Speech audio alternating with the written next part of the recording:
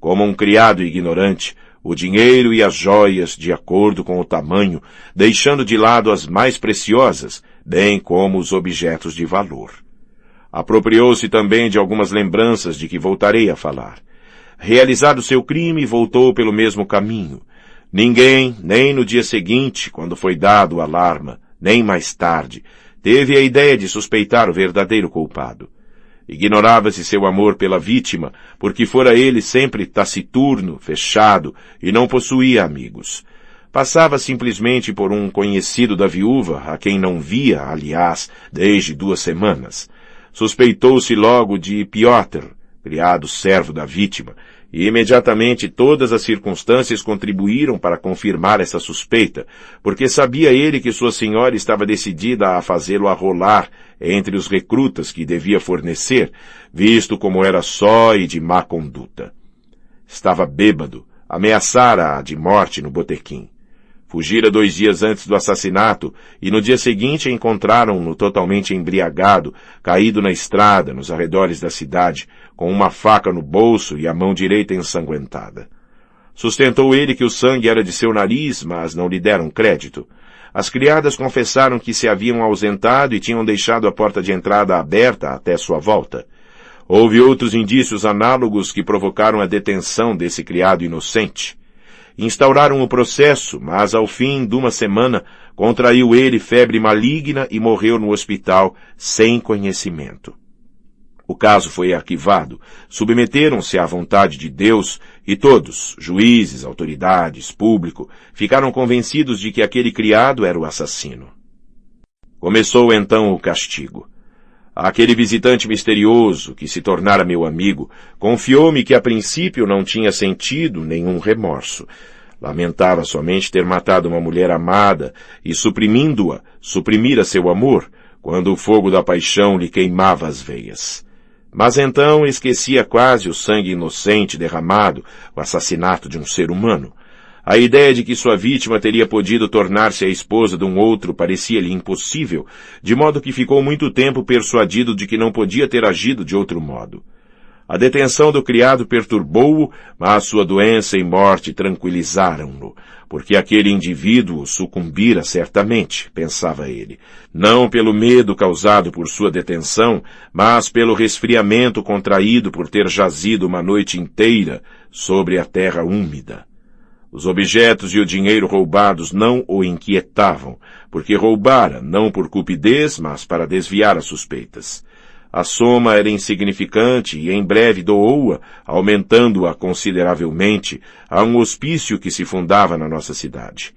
Fê-lo de propósito para apaziguar sua consciência, e coisa curiosa, conseguiu isso por um tempo bastante longo, como Mo contou mais tarde. Redobrou de atividade no seu serviço, fez-se confiar uma missão árdua que lhe tomou 2 anos e esqueceu quase o que se passara graças à firmeza de seu caráter. Quando se lembrava de seu crime, esforçava-se por não pensar nele. Consagrou-se igualmente à beneficência, ocupou-se com boas obras em nossa cidade, assinalou-se nas capitais, foi eleito em Petersburgo e Moscou membro de sociedades filantrópicas. Por fim, foi invadido por um devaneio doloroso que ultrapassava suas forças. Apaixonou-se então por uma moça encantadora, com quem se casou em breve, na esperança de que o casamento dissiparia sua angústia solitária e se cumprisse escrupulosamente seus deveres para com sua mulher e seus filhos, baniria as recordações de outrora. Mas aconteceu precisamente o contrário do que esperava. Desde o primeiro mês de seu casamento, uma ideia o atormentava sem cessar. Minha mulher me ama, mas que aconteceria se ela soubesse? Quando ela ficou grávida de seu primeiro filho e comunicou-lhe, ele perturbou-se. Dou a vida e eu mesmo a tirei. Os filhos vieram ao mundo. Como ousarei amá-los, instruí-los, educá-los? Como lhes falarei da virtude? Derramei sangue. Teve belos filhos, vinha-lhe vontade de acariciá-los. Não posso fitar-lhes os rostos inocentes, não sou digno. Por fim, teve a visão ameaçadora e lúgubre do sangue de sua vítima, que gritava vingança da jovem vida que ele destruíra. Sonhos terríveis surgiram-lhe. Tendo o coração firme, suportou por muito tempo esse suplício. expio meu crime sofrendo secretamente. Mas era uma esperança vã. Seu sofrimento só fazia agravar-se com o tempo. O mundo respeitava-o pela sua atividade beneficente, se bem que seu caráter sombrio e severo inspirasse temor. Mas quanto mais crescia esse respeito, mais se lhe tornava intolerável. Confessou-me que pensara em suicidar-se, mas outro sonho pôs-se a persegui-lo, um sonho julgado a princípio impossível e insensato, que acabou, no entanto, por incorporar-se a seu coração, a ponto de não poder arrancá-lo dali. Pensava em fazer a confissão pública de seu crime e passou 3 anos presa dessa obsessão, que se apresentava sob diversas formas. Por fim, creu, de todo o coração, que depois de ter confessado o seu crime, aliviaria sua consciência e recuperaria o repouso para sempre. Malgrado esta certeza, encheu-se de terror. Como fazê-lo com efeito? Sobreveio então aquele incidente em meu duelo. Ao vê-lo, tomei minha decisão. Será possível, exclamei juntando as mãos, que um acidente tão insignificante tenha podido engendrar semelhante determinação? Minha determinação estava concebida desde 3 anos. Aquele incidente serviu-lhe de impulso. Olhando o senhor, fiz censuras a mim mesmo e invejei-o, declarou ele com rudeza. Não lhe darão crédito, observei eu, ao fim de 14 anos. Tenho provas esmagadoras. A apresentá-las-ei. Pus-me então a chorar, beijei-o. Decida a respeito de um ponto, de um só, disse-me ele, como se tudo dependesse de mim agora. Minha mulher, meus filhos. Ela morrerá de pesar, talvez. Meus filhos conservarão sua posição e a propriedade, mas serão para sempre os filhos de um forçado, e que recordação de mim guardarão eles em seu coração? Mantinha-me calado. Como separar-me deles, deixá-los para sempre? Eu estava sentado, murmurando mentalmente uma prece. Levantei-me, por fim, apavorado. E então? Ele me fixava. Vá, disse eu, faça sua confissão. Tudo passa. Só a verdade fica. Seus filhos, quando crescerem, compreenderão a grandeza de sua determinação. Ao deixar-me, sua resolução parecia tomada, mas veio ver-me durante mais de 2 semanas, todas as noites, sempre a se preparar, sem poder decidir-se. Angustiava-me. Por vezes chegava resoluto, dizendo com ar enternecido. Sei que desde que tiver confessado, será para mim o paraíso. Durante 14 anos estive no inferno. Quero sofrer. Aceitarei o sofrimento e começarei a viver. Agora não ouso amar nem meu próximo, nem mesmo meus filhos. Senhor, eles compreenderão talvez o que me custou meu sofrimento e não me censurarão. Todos compreenderão o seu ato, se não agora, mais tarde, porque o Senhor terá servido à verdade superior, que não é deste mundo. Deixava-me aparentemente consolado e voltava no dia seguinte zangado, pálido, o tom irônico. Cada vez que volto, o Senhor me examina com curiosidade. Ainda não confessaste? Espere, não me despreze demais. Não é tão fácil de fazer como o Senhor pensa. Talvez não o faça. O Senhor não irá denunciar-me, não é? Por vezes, longe de experimentar uma curiosidade desarrazoada, tinha até medo de fitá-lo. Sofria, estava aflito, tinha a alma cheia de lágrimas. Cheguei a perder o sono. Estava com minha mulher há pouco, continuou ele. Compreende o senhor o que é uma mulher? Ao sair, os meninos gritaram para mim. Adeus, papai. Volte depressa para ler para nós. Não, o senhor não pode compreender isso. A desgraça alheia não pode ser compreendida. Tinha os olhos cintilantes, os lábios trêmulos. De súbito deu um murro na mesa. Os objetos que nela estavam tremeram. Um homem tão manso, acontecia-lhe isso pela primeira vez. Devo denunciar-me? É preciso fazê-lo? Ninguém foi condenado. Ninguém foi para a prisão por minha causa. O criado morreu de doença. Expiei pelos meus sofrimentos o sangue derramado. Aliás, não me acreditarão, não darão fé às minhas provas. Será preciso confessar? Estou pronto a expiar meu crime até o fim, contanto que ele não reflita sobre minha mulher e meus filhos. É justo perdê-los ao mesmo tempo que me perco? Não será isto um pecado? Onde está a verdade? Saberão essas pessoas reconhecê-la? Apreciá-la? Senhor, pensava eu, pensa ele na estima pública em semelhante momento? Inspirava-me tal piedade que teria partilhado de sua sorte, quando menos para aliviá-lo. Tinha o ar desvairado. Estremeci, não somente porque compreendia, mas sentia o que custa semelhante determinação. Decida minha sorte, exclamou ele. Vá denunciar-se, murmurei. A voz me faltava, mas murmurei com um tom firme. Peguei em cima da mesa o Evangelho e mostrei-lhe o versículo 24 do capítulo 12 de São João. Em verdade vos digo que, se o grão de trigo que cai na terra não morrer, fica infecundo, mas se morrer, produz muito fruto. Acabara de ler este versículo antes da chegada dele. Ele o leu. É verdade, mas teve um sorriso amargo. É terrível o que se encontra nesses livros, disse após uma pausa. É fácil aplicar o que dizem aos outros. E quem os escreveu? Foram homens? Foi o Espírito Santo? É fácil para o senhor tagarelar. Sorriu de novo, mas quase com ódio. Retomei o livro, abri-o noutro lugar e mostrei-lhe a Epístola aos Hebreus, capítulo 10, versículo 31. Ele leu. É coisa horrenda cair nas mãos do Deus vivo. Rejeitou o livro, todo trêmulo. Eis um versículo terrível. Palavra, o senhor soube escolhê-lo. Levantou-se. Pois bem, adeus, talvez não volte. Haveremos de tornar a ver-nos no paraíso. Portanto, há 14 anos que caí nas mãos do Deus vivo. Amanhã rogarei a essas mãos que me soltem.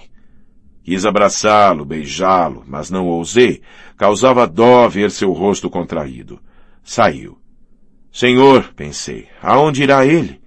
Caí de joelhos diante do ícone e roguei por ele à Santa Mãe de Deus, mediadora e auxiliadora. Meia hora se passou em lágrimas e preces. Era já tarde, cerca de meia-noite. De súbito a porta se abre. Era ele ainda. Espantei-me. Onde estava o senhor? Perguntei-lhe. Creio que esqueci alguma coisa. Meu lenço. Está bem, mesmo que não haja esquecido nada. Deixe que me sente. Sentou-se. Fiquei de pé diante dele. Sente-se também. Foi o que fiz. Ficamos assim 2 minutos. Ele me fitava. De repente, sorriu, depois abraçou-me, beijou-me. Lembra-te de que voltei a procurar-te. Ouves-me? Lembra-te. Era a primeira vez que me tuteava. Partiu. Amanhã, pensei. Adivinhara certo. Ignorava, então, não tendo ido a parte alguma naqueles últimos dias, que seu aniversário caía precisamente no dia seguinte. Naquela ocasião, havia em casa dele uma recepção a que comparecia a cidade em peso. Realizou-se como de costume. Após o banquete, avançou para o meio de seus convidados, tendo na mão um papel dirigido a seus chefes. Como estivessem estes presentes, leu o que estava escrito para todos os que ali se encontravam. Um relato detalhado de seu crime. Sendo um monstro, separo-me da sociedade. Deus me visitou, concluía ele. Quero sofrer. Ao mesmo tempo, depôs sobre a mesa as provas guardadas durante 14 anos, joias da vítima roubadas para desviar as suspeitas, uma medalha e uma cruz tiradas do pescoço dela, seu caderninho de notas e 2 cartas. Uma de seu noivo, informando-a de sua próxima chegada, e a que ela começara em resposta para enviar no dia seguinte. Por que ter ficado com essas 2 cartas e tê-las conservado durante 14 anos, em lugar de destruí-las como provas? O que aconteceu é que todos foram tomados de surpresa e de terror, mas ninguém quis acreditar nele, se bem que o escutassem com uma curiosidade extraordinária, como se escuta um doente. Alguns dias mais tarde, todos concordaram que o infeliz estava louco. Seus chefes e a justiça foram obrigados a dar prosseguimento ao caso, mas em breve arquivaram-no. Muito embora os objetos apresentados e as cartas dessem que pensar, achava-se que, mesmo se fossem autênticas aquelas peças, não podiam servir de base a uma acusação formal. A própria defunta poderia ter-lhe-as confiado. Soube depois que a autenticidade delas fora verificada por numerosos conhecidos e amigos da vítima, e que não restava dúvida alguma. Mas, de novo, o caso iria dar em nada. 5 dias após, soube-se que o infeliz caíra doente e temia-se pela sua vida. Não posso explicar a natureza de sua doença, atribuída a perturbações cardíacas. Soube-se que a junta médica, a pedido de sua mulher, o examinara também do ponto de vista mental e concluíra pela existência da loucura. Não fui testemunha de nada, contudo, crivaram-me de perguntas, e quando quis visitá-lo, foi-me isso proibido por muito tempo, principalmente por sua mulher. Foi o senhor, disse-me ela, que o transtornou. Ele já era melancólico, mas no último ano sua agitação extraordinária e suas esquisitices chamaram a atenção de toda a gente. E o senhor o pôs a perder. Foi o senhor quem o doutrinou. Ele não o deixava durante este mês. Ora, não somente sua mulher, mas todos na cidade caíam-me em cima e acusavam-me. É culpa sua, diziam. Calava-me com o coração alegre por aquela manifestação da misericórdia divina para com um homem que se havia condenado a si mesmo. Quanto à sua loucura, não podia acreditar nela. Permitiram, afinal, que o visse. Ele mesmo pedira com insistência minha presença para despedir-se de mim. À primeira vista, verifiquei que seus dias estavam contados. Enfraquecido, a tez amarela, as mãos trêmulas, sufocava, mas havia alegria, emoção em seu olhar. Consumou-se, declarou. Há muito tempo que desejava ver-te. Por que não vieste? Dissimulei-lhe que me fora proibido visitá-lo. Deus teve piedade de mim e me chama para seu lado. Sei que vou morrer, mas sinto-me calmo e alegre. Pela primeira vez desde tantos anos. Depois de minha confissão, minha alma entrou no paraíso. Agora ouso amar meus filhos e beijá-los. Não me acreditam. Ninguém acreditou em mim, nem minha mulher, nem meus juízes. Meus filhos não acreditarão nunca. Vejo nisso a prova da misericórdia divina para com eles. Herdarão um nome sem mancha. Agora, presinto Deus, meu coração exulta, como no paraíso. Cumpri meu dever.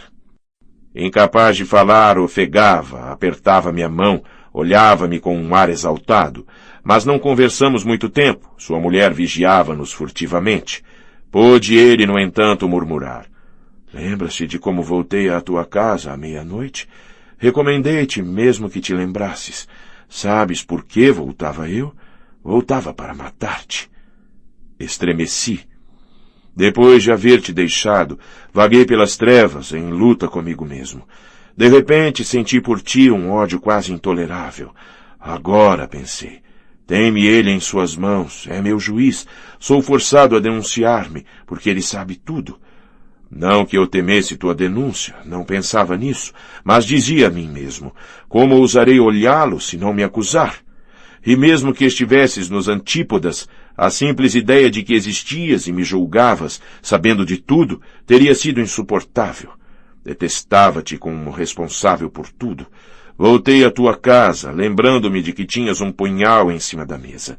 Sentei-me e roguei-te que fizesses o mesmo. Durante 1 minuto refleti. Matando-te, perdia-me, mesmo sem confessar o outro crime. Mas não pensava nisso, não queria pensar nisso naquele instante. Odiava-te e ardia de desejo de vingar-me de ti. Mas o Senhor venceu o diabo em meu coração. Fica sabendo, pois, que nunca estiveste tão perto da morte. Morreu ao fim de 1 semana. Toda a cidade acompanhou-lhe o enterro. O padre pronunciou uma alocução comovida. Deplorou-se a terrível doença que pusera fim a seus dias.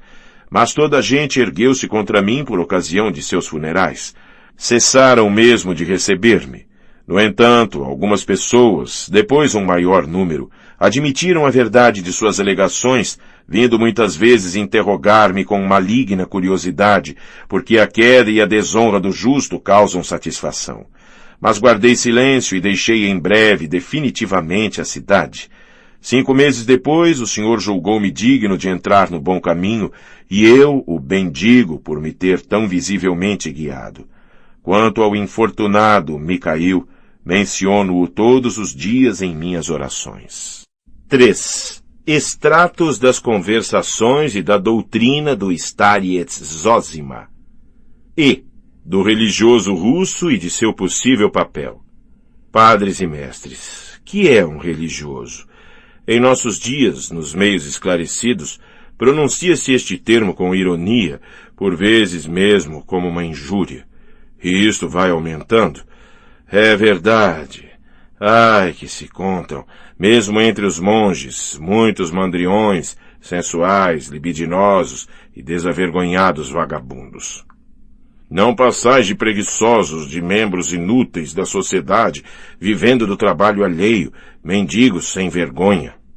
Entretanto, quantos monges são humildes e mansos, aspiram à solidão para nela se entregar a fervorosas preces. Não se fala deles. Cercam-nos de silêncio e causarei espanto a muita gente, dizendo que são eles que salvarão talvez ainda uma vez a terra. Porque estão verdadeiramente prontos para o dia e a hora, o mês e o ano. Guardam na sua solidão a imagem do Cristo, esplêndida e intacta, na pureza da verdade divina, legada pelos padres da Igreja, pelos apóstolos e pelos mártires, e quando a hora chegar, revelá-la-ão ao mundo abalado. É uma grande ideia. Essa estrela brilhará no Oriente. Eis o que penso dos religiosos. Enganar-me-ei talvez, será presunção minha? Olhai os leigos e esse mundo que se ergue acima do povo cristão.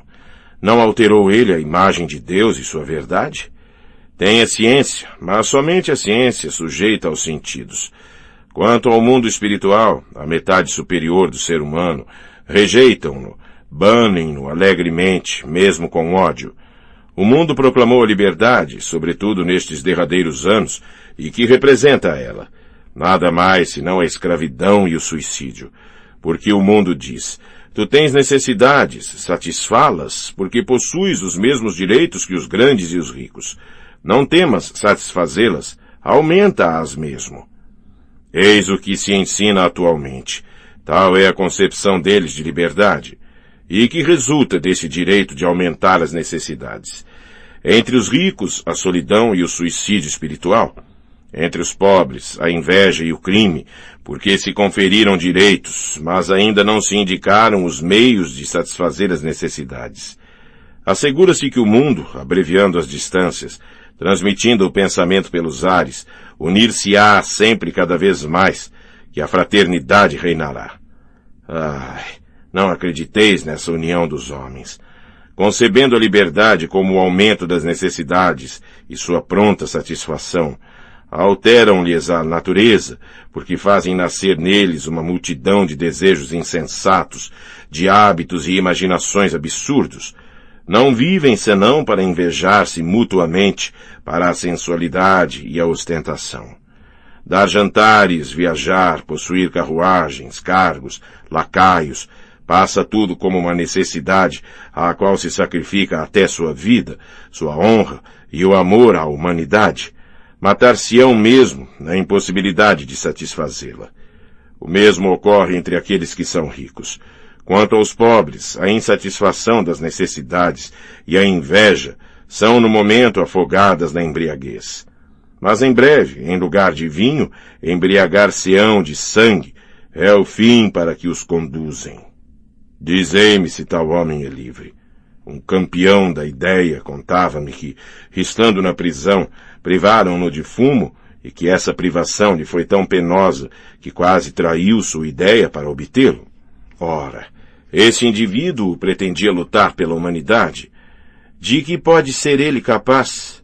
Quando muito de um esforço momentâneo que não sustentará por muito tempo. Nada de admirar que os homens tenham encontrado sua servitude em lugar da liberdade e que, em lugar de servir à fraternidade e à união, tenham caído na desunião e na solidão, como Mo dizia outrora meu visitante misterioso e mestre. De modo que a ideia do devotamento à humanidade, da fraternidade e da solidariedade desaparece gradualmente do mundo. Na realidade, acolhem-na mesmo com derrisão, porque como desfazer-se de seus hábitos, aonde irá aquele prisioneiro das necessidades inumeráveis que ele próprio inventou? Na solidão, preocupa-se muito pouco com a coletividade. Afinal de contas, os bens materiais aumentaram e a alegria diminuiu. Bem diferente é o caminho do religioso. Zombam da obediência, do jejum, da oração. Entretanto, é a única via que conduz à verdadeira liberdade. Suprimo as necessidades supérfluas, domo e flagelo pela obediência minha vontade egoísta e orgulhosa. Chego, assim, com a ajuda de Deus, à liberdade do espírito e, com ela, à alegria espiritual. Qual dentre eles é mais capaz de exaltar uma grande ideia, de pôr-se a seu serviço, o rico isolado ou o religioso liberto da tirania dos hábitos? Censura-se ao religioso o seu isolamento. Tu te retiraste para um mosteiro para cuidar de tua salvação e desertaste a causa fraternal da humanidade. Mas vejamos quem serve mais à fraternidade, porque o isolamento está do lado deles e não do nosso, mas eles não o notam. Foi do nosso meio que saíram outrora os homens de ação do povo. Por que não será assim em nossos dias? Esses jejuadores e esses taciturnos, mansos e humildes, se erguerão para servir a uma nobre causa. É o povo quem salvará a Rússia. O mosteiro russo sempre esteve com o povo. Se o povo é isolado, nós também o somos. Ele partilha de nossa fé, e um político incréu jamais fará nada na Rússia, seja embora sincero e genial. Lembrai-vos disso. O povo derrubará o ateu e a Rússia será unificada na ortodoxia. Preservai o povo e velai pelo seu coração. Instruí-o na paz. Eis vossa missão de religiosos, porque esse povo traz Deus em si. F. Amos e servos podem tornar-se mutuamente irmãos em espírito? É preciso confessar que o povo também está presa do pecado. A corrupção aumenta visivelmente todos os dias. O isolamento invade o povo. Os assambarcadores e os sanguessugas aparecem. Já o comerciante se mostra mais ávido de honras, aspira a mostrar sua instrução sem que tenha nenhuma. Com esse fito, desdenha os antigos usos, envergonha-se mesmo da fé de seus pais. Vai à casa dos príncipes, embora não passe de um mujique depravado. O povo está desmoralizado pela bebedice e não pode curar-se dela. Quantas crueldades na família, para com a mulher e mesmo para com os filhos, causadas por ela. Vi nas fábricas crianças de 9 anos, débeis, atrofiadas, curvadas e já corruptas. Um local sufocante, o barulho das máquinas, o trabalho incessante, as obscenidades, a aguardente. É isso que convém à alma de um menino? Precisa de sol, dos jogos de sua idade, de bons exemplos e de um mínimo de simpatia. É preciso que isso cesse, religiosos, meus irmãos. Os sofrimentos das crianças devem ter um fim. Levantai-vos e pregai. Mas Deus salvará a Rússia, porque se o povo baixo está pervertido e atola-se no pecado, sabe que Deus tem horror ao pecado e se sente culpado perante ele. De modo que nosso povo não cessou de crer na verdade, reconhece Deus, derrama lágrimas de enternecimento. Não acontece o mesmo entre os grandes.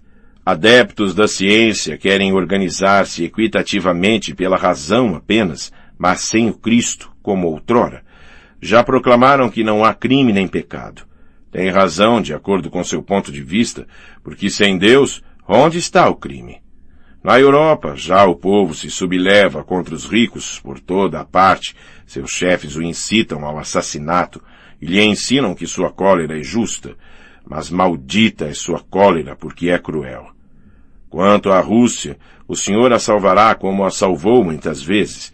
É do povo que virá a salvação, de sua fé, de sua humildade. Meus padres, preservai a fé do povo, não estou sonhando. Toda a minha vida fui impressionado pela nobre dignidade de nosso grande povo. Via, posso atestá-la. Não é servil após uma escravidão de 2 séculos. É livre no seu comportamento e nas suas maneiras, mas sem querer ofender a ninguém. Não é vingativo nem invejoso. Tu és distinto, rico, inteligente, tens talento, pois seja, que Deus te abençoe. Respeito-te, mas sabe que também eu sou um homem. O fato de respeitar-te sem invejar-te revela-te minha dignidade humana. Na verdade, se não o dizem, porque não sabem ainda dizê-lo, agem assim. Vi-o, experimentei-o eu mesmo, e acreditá-lo-íeis? Quanto mais pobre e humilde o homem russo, mais se nota nele essa nobre verdade, porque os ricos entre eles, os assambarcadores e os sanguessugas, já estão na maior parte pervertidos, e nossa negligência, nossa indiferença, são muito culpadas por isso. Mas Deus salvará os seus, porque a Rússia é grande pela sua humildade. Penso no nosso futuro, parece-me vê-lo aparecer, porque acontecerá que o rico mais depravado acabará por envergonhar-se de sua riqueza diante do pobre, e o pobre, vendo sua humildade, compreenderá e lhe cederá, responderá jovialmente, amigavelmente, à sua nobre confusão. Ficais certos desse desenlace. Tende-se para ele. Só há igualdade na dignidade espiritual, e isto só é compreendido entre nós. Havendo irmãos, a fraternidade reinará, e sem a fraternidade não se partilharão jamais os bens.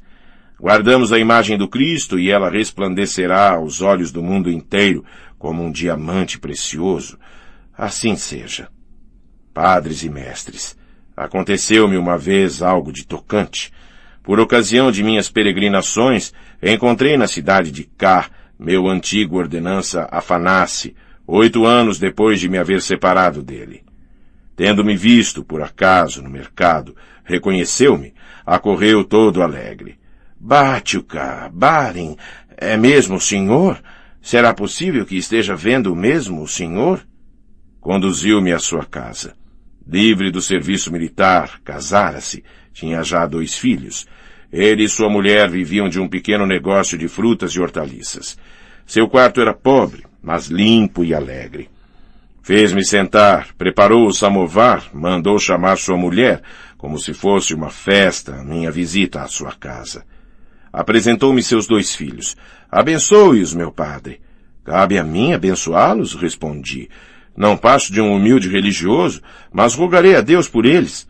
Quanto a ti, Afanassi Pavlovich, não te esqueço nunca em minhas orações, desde aquele famoso dia, porque és a causa de tudo.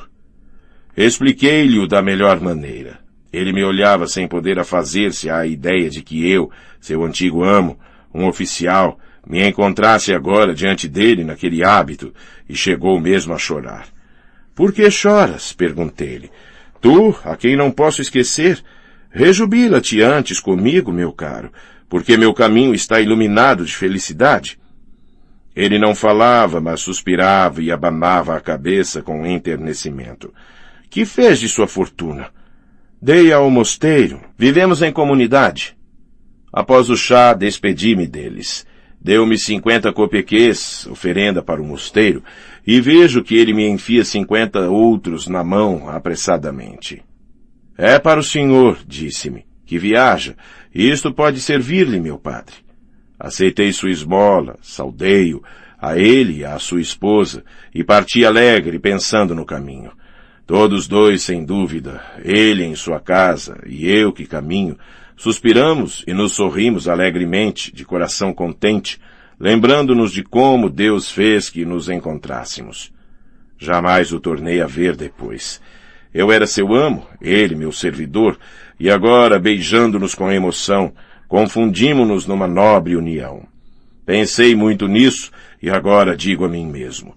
É inconcebível que essa grande e franca união possa realizar-se por toda a parte à sua hora entre os russos? Creio que ela se realizará e que a hora está próxima. A propósito dos servidores, acrescentarei o que segue.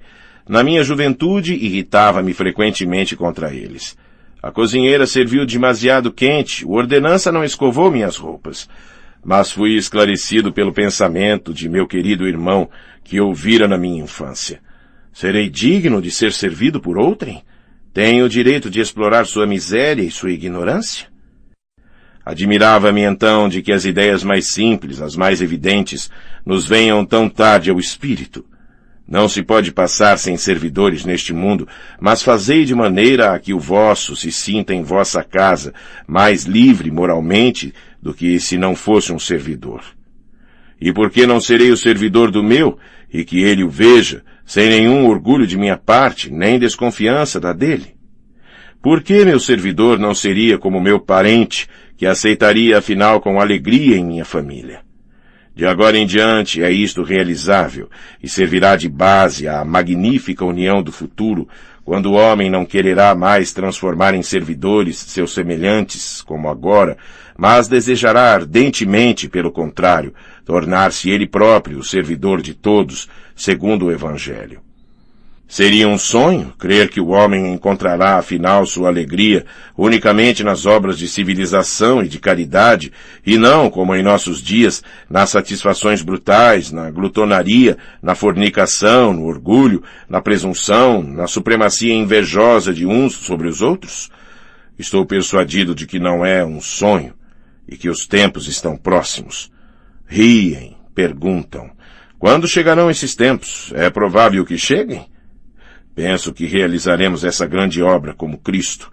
Quantas ideias neste mundo, na história da humanidade, eram irrealizáveis 10 anos atrás, e no entanto apareceram de repente, quando foi chegado o seu termo misterioso, e se espalharam por toda a terra. E mesmo acontecerá conosco, nosso povo brilhará diante do mundo, e todos dirão, a pedra que os arquitetos tinham rejeitado tornou-se a pedra angular. Poder-se-ia perguntar aos zombadores, se nós sonhamos, quando erguereis vós o vosso edifício, quando vos organizareis equitativamente de acordo apenas com a vossa razão, sem o Cristo? Se afirmar entender também para a união, somente os mais ingênuos entre eles poderão acreditar nisso, muito embora possa causar espanto essa ingenuidade. Na realidade, há mais fantasia entre eles que entre nós. Podem organizar-se segundo a justiça, mas tendo repudiado Cristo, acabarão por inundar o mundo de sangue, porque o sangue chama o sangue, e o que tirar a espada, perecerá pela espada. Sem a promessa do Cristo, exterminar-se-iam até só restarem 2. E no seu orgulho, não poderiam esses conter-se, o derradeiro suprimiria o penúltimo, e a si mesmo em seguida. Eis o que aconteceria sem a promessa do Cristo de deter essa luta por amor dos 2 e dos humildes. Depois de meu duelo, estando ainda de uniforme, aconteceu-me falar dos servidores em sociedade e lembro-me de que causei espanto a todo mundo.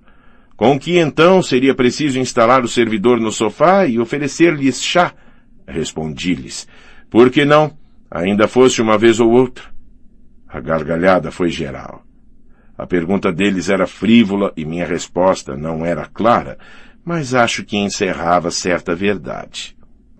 G. Da oração, do amor, do contato com os outros mundos. Jovem, não esqueças a oração. Cada uma delas, se sincera, exprime um novo sentimento, fonte de uma ideia nova que ignoravas e que te reconfortará, e compreenderás que a prece é uma educação. Lembra-te ainda de repetir cada dia e todas as vezes que puderes, mentalmente. Senhor, tem piedade de todos aqueles que comparecem agora diante de ti. Porque a cada hora, milhares de seres terminam sua existência terrestre e suas almas chegam à presença do Senhor. Quantos entre eles deixaram a terra no isolamento, ignorados de todos, tristes e angustiados por causa da indiferença geral. E talvez na outra extremidade do mundo, tua prece por ele chegará a Deus sem que vós vos tivesseis conhecido. A alma, tomada de temor na presença do Senhor, comover-se-á por ter também na terra alguém que a ama e a intercede por ela. E Deus vos olhará a ambos com mais misericórdia, porque se tens tal compaixão daquela alma, ele terá muito mais.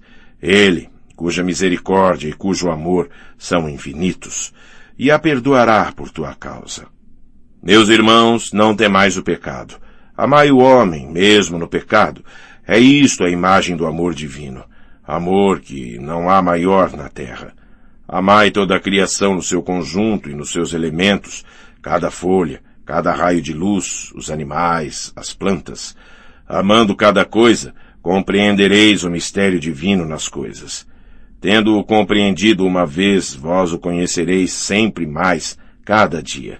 E acabareis por amar o mundo inteiro com um amor universal.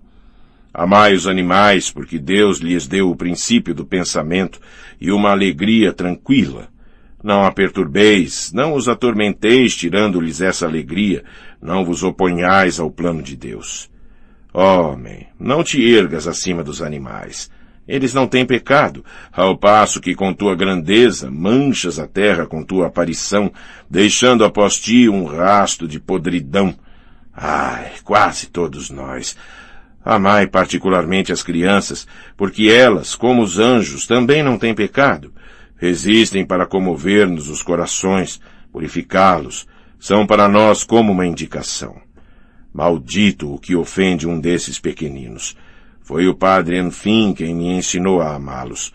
Sem nada dizer, com os copequês que nos davam em nossas peregrinações, comprava por vezes bolinhos e doces para distribuí-los com eles. Não podia passar perto das crianças sem ficar comovido. Pergunta-se por vezes, sobretudo em presença do pecado. É preciso recorrer à força ou ao amor humilde? Não empregueis jamais, senão esse amor. Podereis assim submeter o mundo inteiro. A humildade cheia de amor é uma força tremenda, sem nenhuma outra igual. Cada dia, a cada instante, vigiai-vos, mantende uma atitude digna. Passastes ao lado de uma criança blasfemando sob o império da cólera, sem notá-la. Ela, porém, vos viu e guarda talvez em seu coração inocente vossa imagem envilecedora. Vós não a vistes e talvez tenhais semeado em sua alma um mau germe que poderá desenvolver-se, e isto porque não vos contivestes diante dessa criança, não cultivastes em vós o amor ativo, refletido. Meus irmãos, o amor é mestre, mas é preciso saber adquiri-lo, porque se adquire dificilmente ao preço de um esforço prolongado. É preciso amar com efeito, não por um instante, mas até o fim. Qualquer um, até mesmo um celerado, é capaz de um amor fortuito. Meu irmão pedia perdão aos pássaros. Isto parece absurdo, mas é justo, porque tudo se assemelha ao oceano, onde tudo se derrama e comunica. Toca-se num lugar, e isto repercute na outra extremidade do mundo. Admitamos que seja uma loucura pedir perdão aos pássaros, mas os pássaros, e a criança, e cada animal que vos cerca, sentir-se-iam mais à vontade, se vós mesmos fosseis mais dignos do que o sois agora, um pouco que seja. Então rezaríeis aos pássaros, possuídos totalmente pelo amor numa espécie de êxtase, vós lhes rogaríeis que vos perdoassem vossos pecados. Estimai esse êxtase, por mais absurdo que pareça aos homens. Meus amigos, pedi a Deus a alegria. Sede alegres como as crianças, como as aves dos céus. No vosso apostolado não vos deixeis perturbar pelo pecado, não temais que ele macule vossa obra e vos impeça de realizá-la. Não digais, o pecado, a impiedade, o mau exemplo são poderosos, ao passo que nós somos fracos, isolados. O mal triunfará, sufocará o bem. Não vos deixeis abater assim, meus filhos. Só há um meio de salvação. Toma a teu cargo todos os pecados dos homens. Com efeito, meu amigo, desde que responderes sinceramente por todos e por tudo, verás logo que é verdadeiramente assim, que és culpado por todos e por tudo. Mas, atirando tua preguiça e tua fraqueza sobre os outros, tornar-te-ás finalmente cheio de um orgulho satânico e murmurarás contra Deus. Eis o que penso desse orgulho. É-nos difícil compreendê-lo aqui embaixo, por isso é que se cai tão facilmente no erro. A ele nos abandonamos, imaginando realizar algo de grande, de nobre. Entre os sentimentos e os movimentos mais violentos de nossa natureza, há muitos que não podemos ainda compreender aqui embaixo. Não te deixes seduzir, não penses que isso te possa servir, no que quer que seja, de justificação, porque o juiz soberano te pedirá conta do que podias compreender e não do resto. Convencer-te-ás disto tu mesmo, porque discernirás tudo exatamente e não farás objeção. Sobre a terra vagamos sem rumo, e se não tivéssemos a preciosa imagem do Cristo para guiar-nos, sucumbiríamos e nos perderíamos totalmente, como o gênero humano antes do dilúvio. Muitas coisas nos estão ocultas neste mundo. Em compensação, temos a sensação misteriosa do liame vivo que nos prende ao mundo celeste e superior. As raízes de nossos sentimentos e de nossas ideias não estão aqui, mas em outra parte. Eis porque, dizem os filósofos, que é impossível sobre a terra compreender a essência das coisas. Deus tomou de empréstimo aos outros mundos as sementes para semeá-las aqui embaixo e cultivou seu jardim. Tudo quanto podia brotar, brotou, mas as plantas que somos vivem somente pelo sentimento de seu contato com esses mundos misteriosos. Quando esse sentimento se enfraquece ou desaparece, o que havia em nós brotado perece. Tornamo-nos indiferentes à vida, sentimos mesmo aversão por ela. É esta, pelo menos, minha ideia. H. Pode-se ser o juiz de seus semelhantes? Fé até o fim. Lembra-te de que não podes ser o juiz de ninguém, porque antes de julgar um criminoso, deve o juiz saber que é ele próprio tão criminoso quanto o acusado, e talvez mais que todos, culpado do crime dele. Quando tiver compreendido isto, poderá ser juiz. Por mais absurdo que isso pareça, é verdade, porque se eu mesmo fosse um justo, talvez não houvesse diante de mim um criminoso. Se podes encarregar-te do crime do acusado que julgas em teu coração, falo imediatamente e sofre em seu lugar. Quanto a ele, deixa-o ir sem censuras. E mesmo se a lei te instituiu juiz dele, tanto quanto é possível, faze também a justiça naquele espírito, porque uma vez partido, condenar-se-á a ele ainda mais severamente que o teu tribunal. Se ele se vai insensível a teu bom tratamento e zombando de ti, não fiques impressionado. É que a hora dele ainda não chegou, mas chegará. E no caso contrário, um outro em lugar dele compreenderá, sofrerá, condenar-se-á, acusar-se-á a si mesmo, e a verdade será cumprida. Crê firmemente nisto. É aí que repousam a esperança e a fé dos santos. Não te canses de agir. Se te lembrares à noite antes de dormir de que não cumpriste o que era preciso, levanta-te logo para cumpri-lo. Se os que te cercam, por malícia ou indiferença, recusam ouvir-te, põe-te de joelhos e pede-lhes perdão, porque na verdade é culpa tua se não querem escutar-te. Se não podes falar àqueles que estão envinagrados, serve-os em silêncio e na humildade, sem jamais desesperar. Se todos te abandonam e se te expulsam com violência ao ficares sozinho, prosterna-te, beija a terra, rega-a com tuas lágrimas, e essas lágrimas darão frutos, ainda mesmo que ninguém te veja, nem te ouça na tua solidão. Crê até o fim, mesmo que todos os homens se hajam desviado e tenhas ficado fiel sozinho. Leva então tua oferenda e louva a Deus por teres sido o único a manter a fé. E se dois, tais como vós, se reúnem, então, eis a plenitude do amor vivo, beijai-vos com efusão e louvai o Senhor, porque sua verdade cumpriu-se, ainda que apenas em vós dois. Se tu mesmo pecaste e estás mortalmente aflito por isso, rejubila-te por um outro, por um justo, rejubila-te por ser ele, em compensação, um justo e não ter pecado. Se estás indignado e aflito por causa da iniquidade dos homens, a ponto de quereres vingar-te, teme acima de tudo esse sentimento, e impõe-te o mesmo castigo que se fosses tu mesmo culpado do crime deles. Aceita esse castigo e suporta-o, teu coração se acalmará, compreenderás que tu também és culpado, porque terias podido esclarecer os celerados, mesmo na qualidade de único justo, e não o fizeste. Esclarecendo-os, ter-lhes-ia mostrado um outro caminho, e o autor do crime não o teria talvez cometido, graças à luz. Se os homens ficarem mesmo insensíveis a essa luz, malgrado teus esforços, e negligenciarem sua salvação, fica firme e não duvides do poder da luz celeste. Persuade-te de que, se não foram eles salvos agora, sê-lo-ão mais tarde. Senão, seus filhos serão salvos em lugar deles, porque tua luz não perecerá, mesmo se estiveres morto. O justo desaparece, mas a luz fica. Após a morte do Salvador é que a gente se salva. O gênero humano repele seus profetas, massacra-os, mas os homens amam seus mártires e veneram aqueles que eles mesmos fizeram perecer. é pela coletividade que trabalhas, pelo futuro que ages.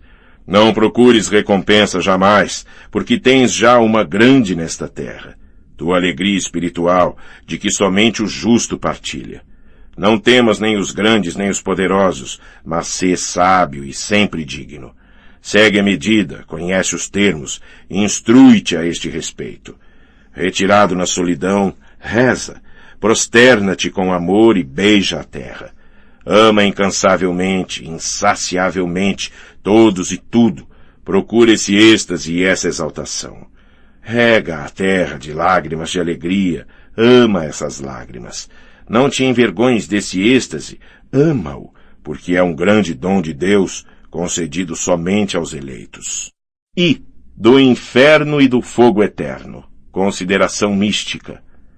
Meus padres, pergunto a mim mesmo, que é o inferno? Defino-o assim: o sofrimento por não poder mais amar. Uma vez, no infinito do espaço e do tempo, um ser espiritual, pela sua aparição na Terra, teve a possibilidade de dizer, eu sou e eu amo. Uma vez somente foi-lhe concedido um momento de amor ativo e vivo. Para isso foi-lhe dada a vida terrestre, limitada no tempo. Ora, esse ser feliz repeliu esse dom inestimável, nem o apreciou, nem amou, considerou-o ironicamente, ficou a ele insensível. Tal ser, tendo deixado a terra, vê o seio de Abraão, entretém-se com ele, como está dito na parábola de Lázaro e do mal rico, contempla o paraíso, pode elevar-se até o Senhor, mas o que o atormenta precisamente é que se apresenta sem ter amado, entra em contato com aqueles que amaram e cujo amor desdenhou. Porque tem uma clara noção das coisas e diz a si mesmo, agora tenho o conhecimento, e malgrado minha sede de amor, esse amor será sem valor, não representará nenhum sacrifício, porque a vida terrestre terminou e Abraão não virá aplacar. Ainda que com uma só gota de água viva, minha sede ardente de amor espiritual, que agora me abrasa, depois de tê-la desdenhado na terra. A vida e o tempo passaram agora. Daria com alegria minha vida pelos outros, mas é impossível, porque a vida que se podia sacrificar ao amor já decorreu, um abismo a separa da existência atual. Fala-se do fogo do inferno no sentido literal. Temo sondar esse mistério, mas penso que, se houvesse mesmo verdadeiras chamas, os danados se regozijariam, porque esqueceriam nos tormentos físicos, ainda que por um instante, a mais horrível tortura moral. É impossível libertá-los dela, porque esse tormento está neles e não fora. E se pudesse, penso que mais desgraçados seriam ainda. Porque mesmo se os justos do paraíso os perdoassem à vista de seus sofrimentos e os chamassem a si no seu amor infinito, não fariam senão aumentar-lhes esses sofrimentos, excitando neles essa sede ardente de um amor correspondente, ativo e grato, doravante impossível. Na timidez de meu coração, penso, no entanto, que a consciência dessa impossibilidade acabaria por aliviá-los, porque tendo aceitado o amor dos justos sem poder a ele corresponder, sua humilde submissão criaria uma espécie de imagem e de imitação desse amor ativo e desdenhado por eles na terra. Lamento, irmãos e amigos, não poder formular claramente isso. Mas infelizes daqueles que se destruíram a si mesmos, e infelizes dos suicidas, penso que não pode haver mais infelizes do que eles. É um pecado, dizem-nos, orar a Deus por eles, e a Igreja aparentemente os repudia, mas meu pensamento íntimo é que se poderia rezar por eles também. O amor não haveria de irritar o Cristo. Toda a minha vida tenho rezado em meu coração por esses infortunados, confesso-vos-lo, meus padres, e ainda agora. Há no inferno seres que permanecem soberbos e intratáveis, malgrado seu conhecimento incontestável e a contemplação da verdade inelutável. Há os terríveis, que se tornaram totalmente presa de Satanás e de seu orgulho. São mártires voluntários que não podem satisfazer-se com o inferno, porque são eles próprios malditos, tendo amaldiçoado Deus e a vida. Nutrem-se de seu orgulho irritado, como um esfomeado no deserto se poria a sugar seu próprio sangue. mas são insaciáveis por todos os séculos dos séculos e repelem o perdão. Amaldiçoam Deus que os chama e quereriam que Deus se aniquilasse, ele e toda a sua criação. E arderão eternamente no fogo de sua cólera, terão sede da morte e do nada, mas a morte fugirá deles. Aqui termina o manuscrito de Alexei Fyodorovich Karamazov. Repito-o, está incompleto e fragmentário. As informações biográficas, por exemplo, só abarcam a primeira juventude do Starets. Aproveitaram de seu ensino e de suas opiniões para resumi-los num todo, coisas ditas evidentemente em várias ocasiões e em várias vezes. As afirmativas do Starets nas suas derradeiras horas não são precisas. Dá-se somente uma ideia do espírito e do caráter dessa conversação, comparados com extratos de outras lições no manuscrito de Alexei Fyodorovich. O fim do Starets sobreveio de uma maneira verdadeiramente inesperada, porque muito embora todos os assistentes daquela derradeira noite se dessem conta de que sua morte se aproximava, não se podia imaginar que ela ocorresse tão subitamente. Pelo contrário, como já o observamos, seus amigos, vendo-o tão disposto e loquaz naquela noite, acreditaram numa melhora sensível, ainda que passageira. 5 minutos antes de sua morte, não se podia ainda nada prever. Sentiu de repente uma dor aguda no peito, empalideceu, apoiou suas mãos no coração. Todos se reuniram solícitos em torno dele. Sorrindo, malgrado seus sofrimentos, escorregou de sua cadeira, pôs-se de joelhos, prosternou-se com a face inclinada para o chão, estendeu os braços, depois, como em êxtase, beijando a terra e rezando, ele próprio o havia ensinado, entregou suavemente, alegremente, sua alma a Deus. A notícia de sua morte espalhou-se logo no eremitério e alcançou o mosteiro. Os íntimos do defunto e os designados pela sua posição procederam ao amortalhamento, segundo o antigo rito, e a comunidade reuniu-se na igreja. Antes do dia, tornou-se a notícia conhecida na cidade, constituindo-se o assunto de todas as conversas. Muitas pessoas dirigiram-se ao mosteiro, mas falaremos disto no livro seguinte. Digamos somente, por antecipação, que durante aquele dia ocorreu um acontecimento tão inesperado e, segundo a impressão que produziu entre os monges e na cidade, a tal ponto estranho e desconcertante, que até agora, após tantos anos, se guardou em nossa cidade a mais viva recordação daquele dia movimentado. Terceira parte. Livro 7. Alyosha. 1. O odor deletério. O corpo do padre Zósima foi preparado para a inumação segundo o rito estabelecido. Não se lavam os monges e os ascetas falecidos, o fato é notório. Quando um monge é chamado ao Senhor, lê-se no grande ritual, o irmão preposto ao encargo esfrega-lhe o corpo com água morna, traçando previamente com a esponja uma cruz sobre a fronte do morto, sobre o peito, mãos, pés e joelhos e nada mais. Foi o padre Paísi quem levou a cabo essa operação. Em seguida, revestiu o defunto com o hábito monástico e envolveu-o numa capa, fendendo-a um pouco, como está prescrito, para lembrar a forma da cruz. Puseram-lhe na cabeça um capuz terminado por uma cruz de 8 braços, ficando o rosto coberto por um véu negro e nas mãos um ícone do Salvador. O cadáver, assim vestido, foi posto pela manhã num ataúde preparado desde muito tempo. Decidiu-se deixá-lo por todo aquele dia no quarto grande que servia de salão. Como pertencesse o defunto à categoria de hieromonaque, convinha ler em sua intenção não o saltério, mas o evangelho. Depois do ofício dos mortos, o padre Iosif começou a leitura.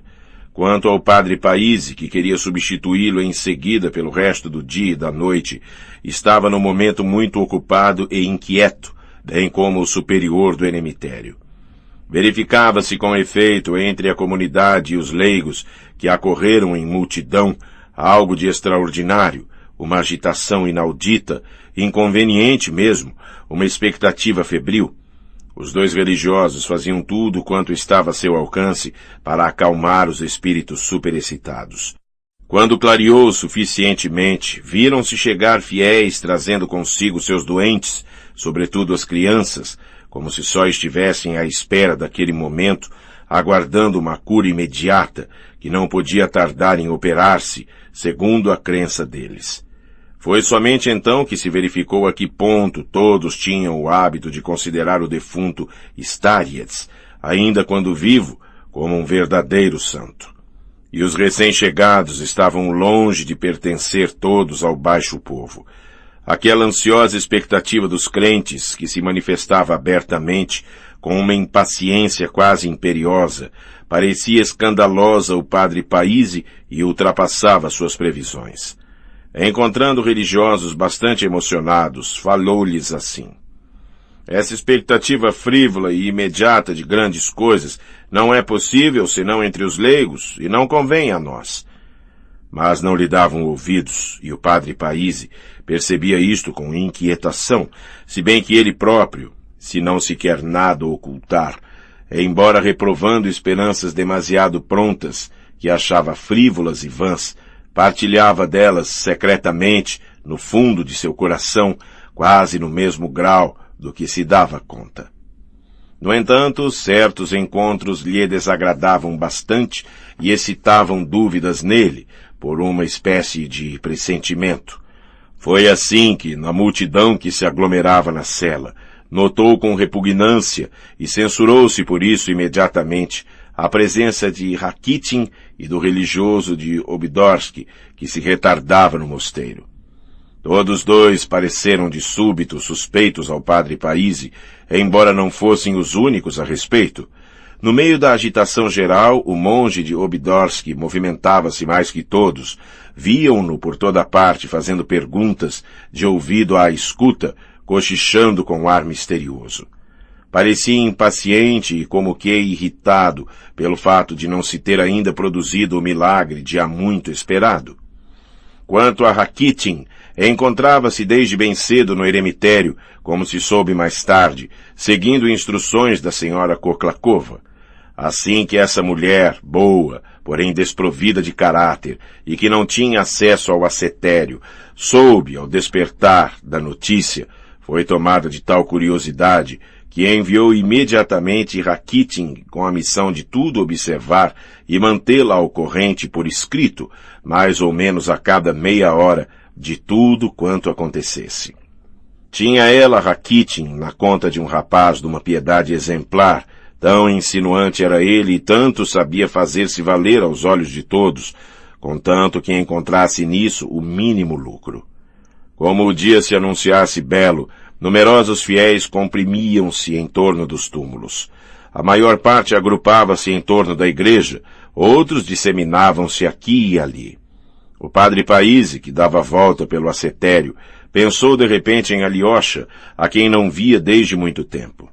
Avistou-o no mesmo instante, no canto mais afastado, perto da cerca, sentado sobre a tumba de um religioso, morto havia muitos anos e famoso pelo seu ascetismo. Estava de costas para o eremitério, de frente para a cerca, e o monumento quase o dissimulava. Ao aproximar-se, viu o padre Paíse, que ele havia ocultado seu rosto nas mãos, e chorava amargamente, com o corpo sacudido pelos soluços. Observou-o um instante. Basta de choro, caro filho. Basta, meu amigo, disse ele por fim com simpatia. Por que chorar? Rejubila-te, pelo contrário. Ignoras, pois, que este dia é um dia sublime para ele? Pensa somente no lugar onde ele se encontra agora, neste minuto. Alyosha olhou o monge, descobrindo seu rosto molhado de lágrimas, como o de um menininho, mas voltou-se imediatamente e tornou a cobrir o rosto com as mãos. Talvez tenhas razão em chorar, declarou o padre Paíse com ar pensativo. Foi o Cristo quem te enviou essas lágrimas. Tuas lágrimas de enternecimento são apenas um repouso da alma e servirão para distrair-te o coração, acrescentou ele consigo mesmo, pensando com afeto em Alyosha. Apressou-se em afastar-se, sentindo que também ele iria chorar se o olhasse. Entretanto, o tempo decorria, sucediam-se as cerimônias fúnebres. O padre Paíse substituiu o padre Iósif junto do ataúde e prosseguiu a leitura do Evangelho. Mas antes das 3 horas da tarde ocorreu aquilo de que já falei no fim do livro precedente, um acontecimento tão inesperado, tão contrário à esperança geral, que, repito-o, nossa cidade e seus arredores dele se lembram até agora com um interesse extraordinário. Acrescentarei que me repugna quase falar desse acontecimento escandaloso no fim dos mais vulgares e naturais, e tê-lo-ia de certo passado em silêncio se não tivesse influído de maneira decisiva sobre a alma e o coração do principal, embora futuro herói de minha narrativa, Alyosha, nele provocando uma espécie de revolução que lhe agitou a razão, mas o fortaleceu definitivamente para um fim determinado. Quando, ainda antes do amanhecer, o corpo do Starets foi posto no caixão e transportado para o primeiro quarto, alguém perguntou se era preciso abrir as janelas. Mas esta pergunta, feita incidentemente, ficou sem resposta e quase não foi percebida, exceto por alguns. A ideia de que tal morto pudesse corromper-se e cheirar mal pareceu-lhes absurda e desagradável, se não cômica, por causa do pouco de fé e de frivolidade que revelava, porque se esperava justamente o contrário. Pouco depois do meio-dia começou uma coisa, a princípio notada em silêncio por aqueles que iam e vinham, cada qual temendo visivelmente dar parte aos outros do que se pensava. Cerca das 3 horas foi aquilo verificado com tal evidência que a notícia se espalhou entre todos os visitantes do eremitério, alcançou o mosteiro, onde mergulhou toda a gente em espanto e logo depois atingiu a cidade, agitando crentes e incréus. Estes se rejubilaram.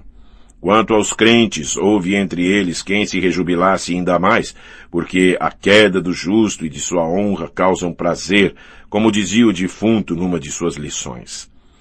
O fato é que o ataúde pôs-se a exalar um odor deletério que foi aumentando. Procurar-se-ia em vão nos anais de nosso mosteiro um escândalo semelhante àquele que se desenrolou entre os próprios religiosos, logo após a comprovação do fato, e que teria sido impossível em outras circunstâncias. Bem muitos anos depois, alguns dentre eles, lembrando-se dos incidentes daquele dia, perguntavam a si mesmos com horror como pudera o escândalo atingir tais proporções. Porque já antes, religiosos irreprocháveis, de uma santidade reconhecida, Startse e piedosos, tinham morrido e seus caixões haviam espalhado um odor deletério que se manifestava naturalmente, como no caso de todos os mortos, mas sem causar escândalo, nem mesmo emoção alguma. Sem dúvida, segundo a tradição, os restos de outros religiosos, mortos desde muito tempo, tinham escapado à corrupção, coisa de que a comunidade conservava uma recordação comovida e misteriosa, vendo naquilo um fato miraculoso e a promessa de uma glória ainda maior provinha de seus túmulos, se tal fosse a vontade divina. Entre eles guardava-se sobretudo a memória do Starets Jó, morto cerca de 1810, na idade de 105 anos, famoso asceta, grande jejuador e taciturno, cujo túmulo era mostrado com veneração a todos os fiéis que chegavam pela primeira vez ao mosteiro, com alusões misteriosas às grandes esperanças que ele suscitava. Era o túmulo onde o padre Paíse encontrara Alyosha pela manhã. Além desse, citava-se igualmente o padre Varsonov, o Starets ao qual havia sucedido o padre Zósima, o qual, quando vivo, todos os fiéis que frequentavam o mosteiro tinham por inocente. A tradição pretendia que aquelas duas personagens jaziam nos seus ataúdes como se estivessem vivas, que as tinham enterrado intactas, e seus rostos mesmos estavam de certa forma luminosos. Outros relembravam com insistência que seus corpos exalavam um odor suave. No entanto, malgrado lembranças tão sugestivas, seria difícil explicar exatamente como uma cena tão absurda e chocante pôde passar-se junto ao caixão do padre Zósima. Quanto a mim, atribuo-a a diferentes causas que agiram todas juntas. Assim, aquele ódio inveterado ao starietismo, tido como uma inovação perniciosa, que existia ainda entre numerosos monges. Em seguida, havia sobretudo a inveja que se tinha à santidade do defunto, tão solidamente estabelecida quando era ele vivo, que se tornara como que proibido discuti-la. Porque, muito embora o Stareets conquistasse uma multidão de corações, mais pelo amor que pelos milagres, e tivesse constituído como que uma falange com aqueles que o amavam, atraíra, no entanto, por isso mesmo, invejosos, depois inimigos encarniçados, declarados e ocultos, não somente no mosteiro, mas entre os leigos. Se bem que não houvesse causado dano a ninguém, dizia-se, por que passa ele por santo a tal ponto? E somente esta pergunta, à força de repetida, acabara por engendrar um ódio inextinguível. De modo que, penso que muitos, ao saber que ele cheirava mal ao fim de tão pouco tempo, pois ainda não se passara um dia que ele morrera, ficaram encantados. Da mesma maneira, aquele acontecimento foi quase um ultraje e uma ofensa pessoal para alguns dos partidários do Stareets, que até então o haviam reverenciado. Eis em que ordem se sucederam as coisas. Desde que se declarou a corrupção, bastava ver o aspecto dos religiosos que entravam na cela, podia-se adivinhar o motivo que os levava. O que entrava, tornava a sair ao fim de um momento para confirmar a notícia à multidão dos outros que o esperavam. Uns abanavam a cabeça com tristeza, outros não dissimulavam sua alegria, que explodia em seus olhares maliciosos. E ninguém lhes fazia censuras, ninguém elevava a voz em favor do defunto, o que era mesmo estranho, porque seus partidários formavam a maioria no mosteiro. Mas via-se que o Senhor mesmo permitia que a maioria triunfasse provisoriamente. Em breve apareceram na cela, também como emissários, leigos, na maior parte pessoas instruídas. O baixo povo não entrava, muito embora se comprimisse em multidão às portas do eremitério. É incontestável que a afluência dos leigos aumentou notavelmente após 3 horas, em consequência daquela notícia escandalosa. Os que não teriam talvez vindo naquele dia chegavam agora de propósito, e entre eles algumas pessoas de uma posição notável. Aliás, o decoro não fora ainda abertamente perturbado, e o padre Paíse, com olhar severo, continuava a ler o Evangelho à parte, com firmeza, como se não notasse nada do que se passava, se bem que já tivesse observado algo de insólito. Mas vozes, a princípio tímidas, que se firmaram pouco a pouco e tomaram certa audácia, chegaram até seus ouvidos. De modo que o julgamento de Deus não é o dos homens, ouviu de repente o padre Paíse. Esta reflexão foi formulada a princípio por um leigo, funcionário da cidade, homem de certa idade, que passava por muito piedoso. Não fez, aliás, senão repetir em voz alta o que os religiosos diziam entre si ao ouvido desde muito tempo. O pior é que proferiam essas palavras pessimistas com uma espécie de satisfação que ia aumentando. Em breve começou o decoro a ser perturbado. Dir-se-ia que todos se sentiam autorizados a agir assim. Como pôde ocorrer isso? Diziam alguns, a princípio como que se lamentando. Ele não era corpulento, só tinha a pele e os ossos. Por que haveria de feder? É uma advertência de Deus, apressavam-se em acrescentar outros, cuja opinião prevalecia, porque indicavam que se o odor tivesse sido natural, como para todo pecador, ter-se-ia manifestado mais tarde, após 24 horas pelo menos, mas isso adiantou-se à natureza, portanto deve-se ver nisso o dedo de Deus. Este raciocínio era irrefutável. O manso padre Iosif, o bibliotecário, favorito do defunto, pôs-se a objetar contra certos maldizentes que não era em toda parte assim, que a incorruptibilidade do corpo dos justos não era um dogma da ortodoxia, mas apenas uma opinião, e que nas regiões mais ortodoxas, no Monte Athos, por exemplo, liga-se menos importância ao odor deletério. Não é a incorruptibilidade física que passa lá como o principal sinal da glorificação dos redimidos, mas a cor de seus ossos, depois que seus corpos permaneceram longos anos sob a terra. Se os ossos se tornarem amarelos como a cera, significa isto que o Senhor glorificou um justo. Mas se ficarem negros, é que o Senhor não o julgou digno. Eis como se procede no Monte Athos, santuário onde se conservam em toda a sua pureza as tradições da ortodoxia, concluiu o padre Iosif. Mas as palavras do humilde padre não causaram impressão e provocaram mesmo réplicas irônicas. Tudo isso é erudição e novidades, não adianta ouvi-lo, decidiram entre si os religiosos.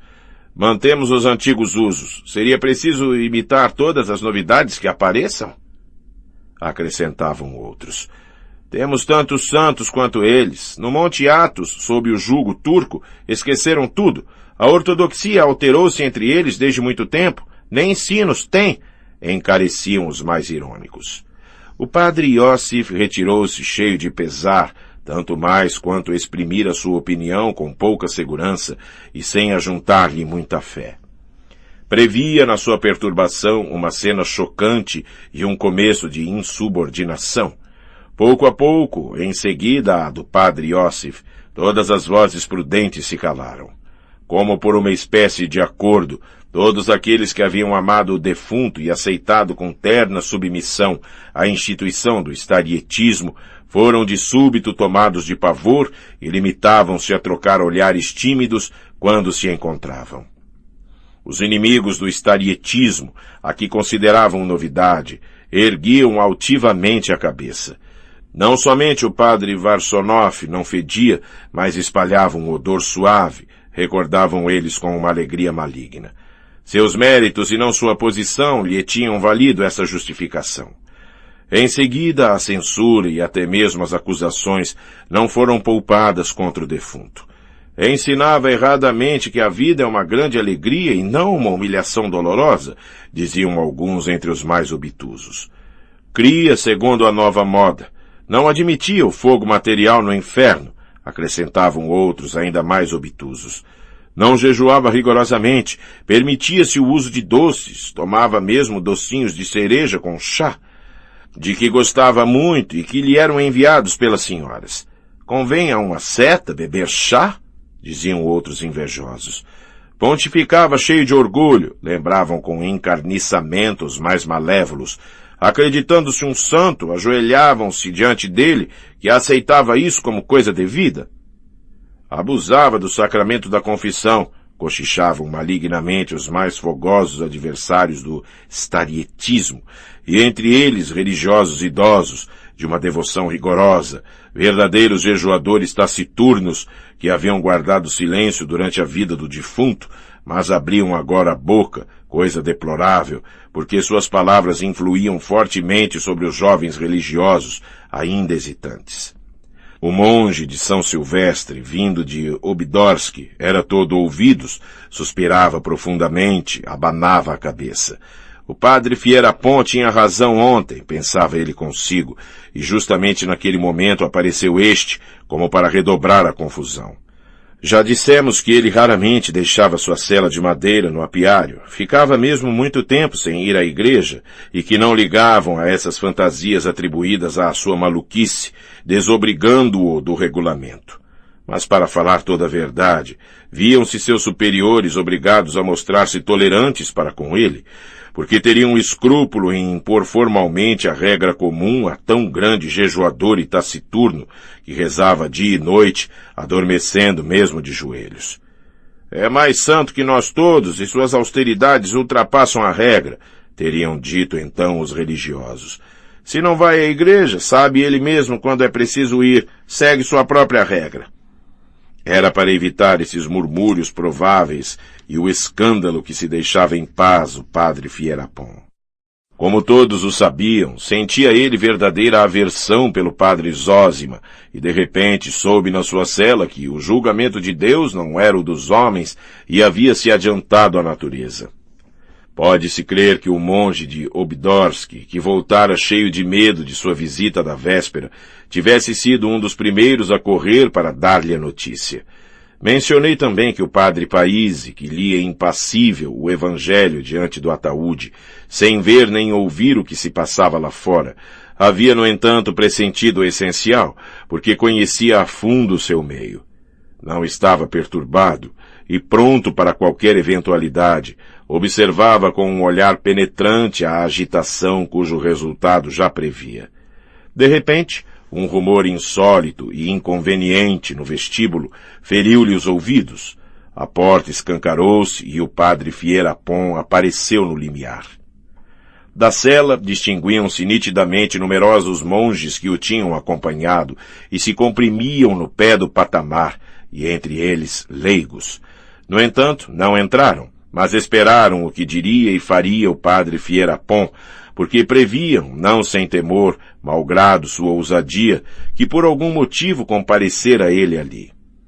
Parando no limiar, o padre Fierapon ergueu as mãos e por baixo de seu braço direito assomaram os olhos agudos e curiosos do visitante de Obdorski. Incapaz de conter-se, tendo subido sozinho atrás dele por causa de sua extrema curiosidade. Os outros, uma vez que a porta se abriu com estrondo, recuaram, pelo contrário, presas de um medo súbito. De braços erguidos, o padre Fierapon vociferou: "Eu afugento os demônios!" E pôs-se logo, voltando-se sucessivamente para os 4 cantos da cela, a fazer o sinal da cruz. Os que o acompanhavam compreenderam imediatamente o sentido de seu ato, sabendo que, não importa onde ele fosse, antes de sentar-se e de falar, exorcismava o maligno. "Fora daqui, Satanás! Fora daqui!" repetia ele a cada sinal da cruz. "Afugenta os demônios!" vociferou de novo. Sua batina grosseira estava cingida por uma corda. Sua camisa de cânhamo deixava ver seu peito cabeludo. Tinha os pés inteiramente nus. Assim que agitou os braços, ouviu-se o tinir das pesadas correntes que trazia sob o hábito. O padre Paíse parou de ler, adiantou-se e ficou diante dele na expectativa. "Por que vieste, reverendo padre? Por que perturbar a ordem? Por que escandalizar o rebanho humilde?" Proferiu ele afinal, olhando-o com severidade. "Por que vim? Que perguntas tu? Que crês tu?" gritou o padre Fierapon com ar desvairado. "Vim afugentar vossos hóspedes, os demônios impuros. Vereis se vós abrigastes muitos na minha ausência. Quero varrê-los daqui." "Afugentas o maligno e talvez tu mesmo o sirvas", prosseguiu intrepidamente o padre Paíse. "E quem pode dizer de si mesmo, sou santo? És tu, meu padre?" "Sou manchado e não santo. Não me sento numa cadeira e não quero ser adorado como um ídolo", trovejou o padre Fierapon. "Agora os homens arruinam a santa fé. O defunto, vosso santo," e voltou-se para a multidão, apontando com o dedo o caixão, "rejeitava os demônios, dava uma droga contra eles. E eles que pululam em vossa casa, como as aranhas nos cantos, agora ele próprio fede. Vemos nisso uma séria advertência do Senhor." Era uma alusão a um fato real. O maligno aparecera a um dos religiosos, a princípio em sonho, depois em estado de vigília. Apavorado, relatou a coisa ao Starets Zósima, que lhe prescreveu um jejum rigoroso e orações fervorosas. Como nada desse jeito, aconselhou-o a tomar um remédio, sem renunciar às suas práticas piedosas. Muitos então ficaram chocados e discorriam entre si, abanando a cabeça, sobretudo o padre Fierapon, ao qual certos detratores se tinham apressado em ir contar aquela prescrição insólita do Starets. "Vai-te embora, padre", disse imperiosamente o padre Paíse. "Não cabe aos homens julgar, mas a Deus. Talvez vejamos aqui uma advertência que ninguém é capaz de compreender, nem tu nem eu. Vai-te embora, padre, e não escandalizes o rebanho", repetiu ele num tom firme. Não observava ele o jejum prescrito aos professos? Eis de onde vem essa advertência. Isto é claro, é um pecado dissimulá-lo, prosseguiu o fanático, deixando-se arrebatar pelo seu zelo extravagante. Adorava os bombons que as senhoras lhe traziam em seus bolsos, sacrificava seu ventre, enchia-se de doçuras, nutria seu espírito de pensamentos arrogantes, de modo que está sofrendo esta ignomínia. Tuas palavras são fúteis, padre. Admiro teu jejum e teu ascetismo, mas tuas palavras são fúteis, tais como as que pronunciaria no mundo um rapazola inconstante e estouvado. Vai-te, padre, ordeno-te. concluiu o padre Paíse com voz trovejante. Ir-me-ei, proferiu o padre Fierapon, como que desconcertado, mas sempre cheio de cólera. Vós vos orgulhais de vossa ciência diante de minha nulidade. Cheguei aqui pouco instruído. Aqui esqueci o que sabia. O senhor mesmo me preservou, a mim, mesquinho que sou, de vossa grande sabedoria. Imóvel diante dele, o padre Paíse esperava com firmeza. O padre Fierapon calou-se alguns instantes e de súbito ensombreceu-se, levou a mão direita à face e pronunciou com voz arrastada, olhando o caixão do Starietz. Amanhã cantar-se-á para ele, ajuda e protetor, hino glorioso, e para mim, quando eu rebentar, apenas que vida bem-aventurada. Medíocre versículo, disse ele num tom de pesar.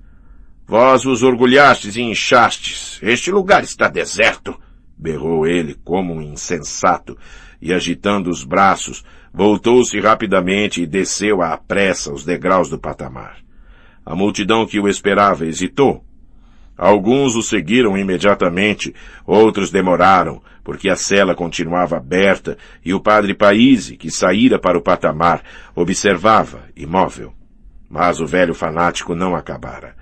A 20 passos voltou-se para o sol poente, ergueu os braços no ar e, como que ceifado, desabou no chão, gritando. Meu Senhor venceu! O Cristo venceu o sol poente! Urrava ele como um possesso, os braços estendidos para o sol e caído com o rosto contra o chão. Chorava como uma criancinha, sacudido pelos soluços, afastando os braços por terra. Todos então lançaram-se para ele, repercutiram exclamações, soluços. Uma espécie de delírio apoderara-se de todos eles. Eis um santo! Eis um justo! Exclamava-se sem temor. Merece ser Starietz! Acrescentavam outros com arrebatamento. Ele não quererá ser Starietz. Ele próprio recusará. Não servirá a essa novidade maldita. Não irá imitar as loucuras deles, continuaram outras vozes. É difícil imaginar o que teria acontecido, mas justamente naquele momento o sino tocou, chamando ao serviço divino. Todos se benzeram. O padre Fierapon levantou-se e fez o mesmo, depois dirigiu-se para sua cela sem se voltar, pronunciando palavras incoerentes. Pequeno número de pessoas o seguiu, mas a maior parte se dispersou com pressa de ir à cerimônia. O padre Paíse cedeu o lugar ao padre Iosif e saiu. Os clamores dos fanáticos não podiam abalá-lo, mas sentiu de súbito uma tristeza e uma angústia singulares invadirem-lhe o coração. Perguntou a si mesmo de onde lhe vinha essa tristeza que chegava até o abatimento e compreendeu que provinha, ao que parecia, de uma causa insignificante. O fato é que, na multidão que se apertava à entrada da cela, avistara Alyosha entre os agitados e lembrava-se de ter experimentado então uma espécie de sofrimento. Esse rapaz manteria agora tal lugar em meu coração? Perguntou a si mesmo com surpresa. Naquele instante passou Alyosha ao lado dele, apressando-se não se sabe para onde, mas não para a igreja. Seus olhares encontraram-se. Alyosha desviou os olhos e baixou-os. Somente pelo seu aspecto adivinhou o padre Paíse a profunda mudança que se operava nele naquele momento. Foste também seduzido? Exclamou o padre Paíse. Estarias também com as pessoas de pouca fé? Acrescentou tristemente. Alyosha parou, olhou vagamente, depois de novo desviou os olhos e baixou-os. Mantinha-se de lado, sem encarar seu interlocutor. O padre Paíse observava-o atentamente. Aonde vais tão depressa? Tocam para o ofício, disse ele ainda, mas Alyosha não respondeu. Deixarias o eremitério sem autorização, sem receber a bênção? De repente, Alyosha sorriu constrangidamente, lançou um olhar dos mais estranhos ao padre Paíse, que o interrogava, aquele padre ao qual o confiara, antes de morrer, seu antigo diretor, o mestre de seu coração e de seu espírito, seu Starietz bem-amado. Depois, sempre sem responder, agitou a mão como se já nem cuidasse do respeito devido e dirigiu-se a passos rápidos para a saída do eremitério. Tu voltarás, murmurou o padre Paíse, acompanhando-o com os olhos e com dolorosa surpresa. 2. Momento crítico. O padre Paíse não se enganava ao decidir que seu caro rapaz voltaria. Talvez mesmo compreendera, se não totalmente, pelo menos com sagacidade, o verdadeiro estado de alma de Alyosha. Não obstante, confesso que me seria agora muito difícil definir exatamente aquele momento estranho da vida do jovem e simpático herói de minha narrativa. À pergunta entristecida que o padre Paíse fazia a Alyosha, estarias também com as pessoas de pouca fé? Poderia eu, de certo, responder com firmeza em lugar dele. Não, não está com elas. Mais ainda, era até muito pelo contrário. Sua perturbação provinha precisamente de sua fé ardente. Existia, contudo, essa perturbação, e tão dolorosa que mesmo muito tempo depois considerava Alyosha aquele triste dia como um dos mais penosos e dos mais funestos de sua vida. Se perguntar, é possível que experimentasse ele tanta angústia e agitação unicamente porque o corpo de seu Starets, em lugar de operar milagres, se havia, pelo contrário, rapidamente decomposto? Responderei sem rebuços. Sim, é bem isso.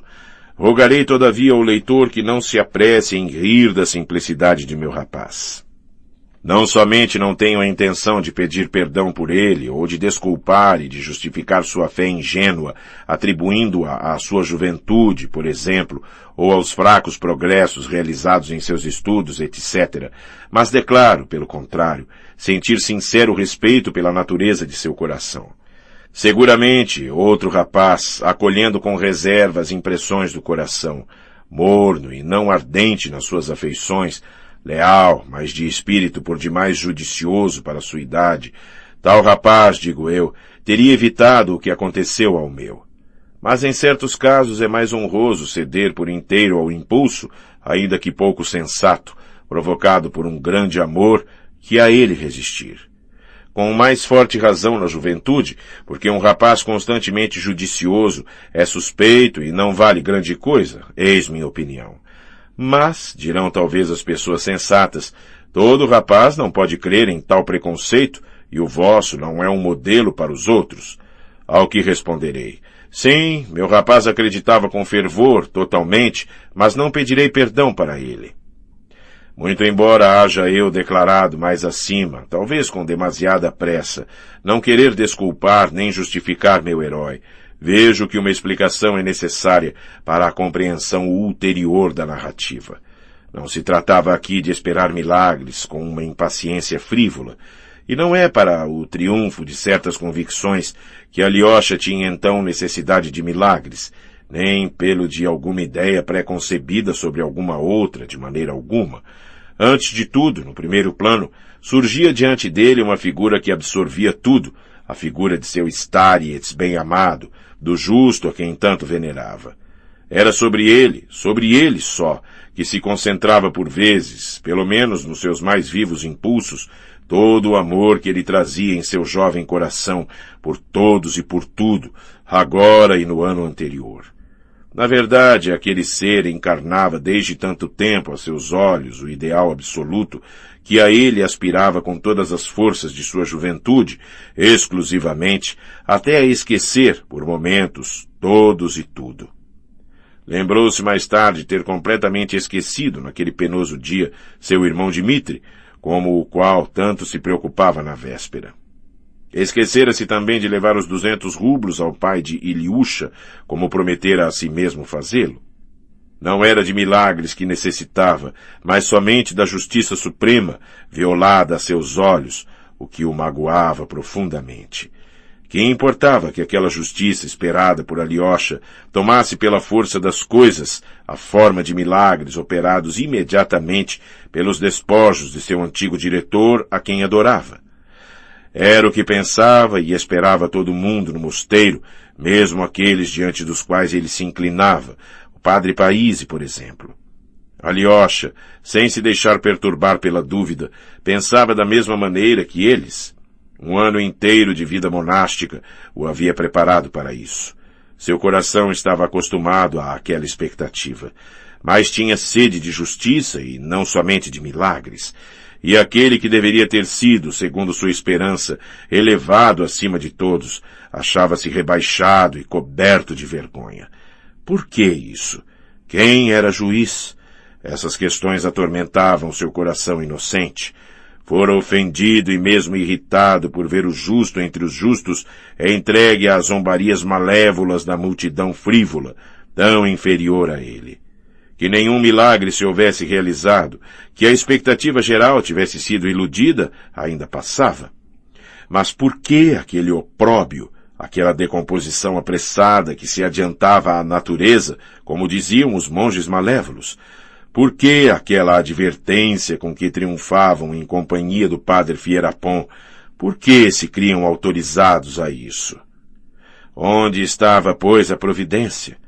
Com que fim se havia ela retirado no momento decisivo, pensava Alyosha, parecendo submeter-se às leis cegas e impiedosas da natureza? De modo que o coração de Alyosha sangrava.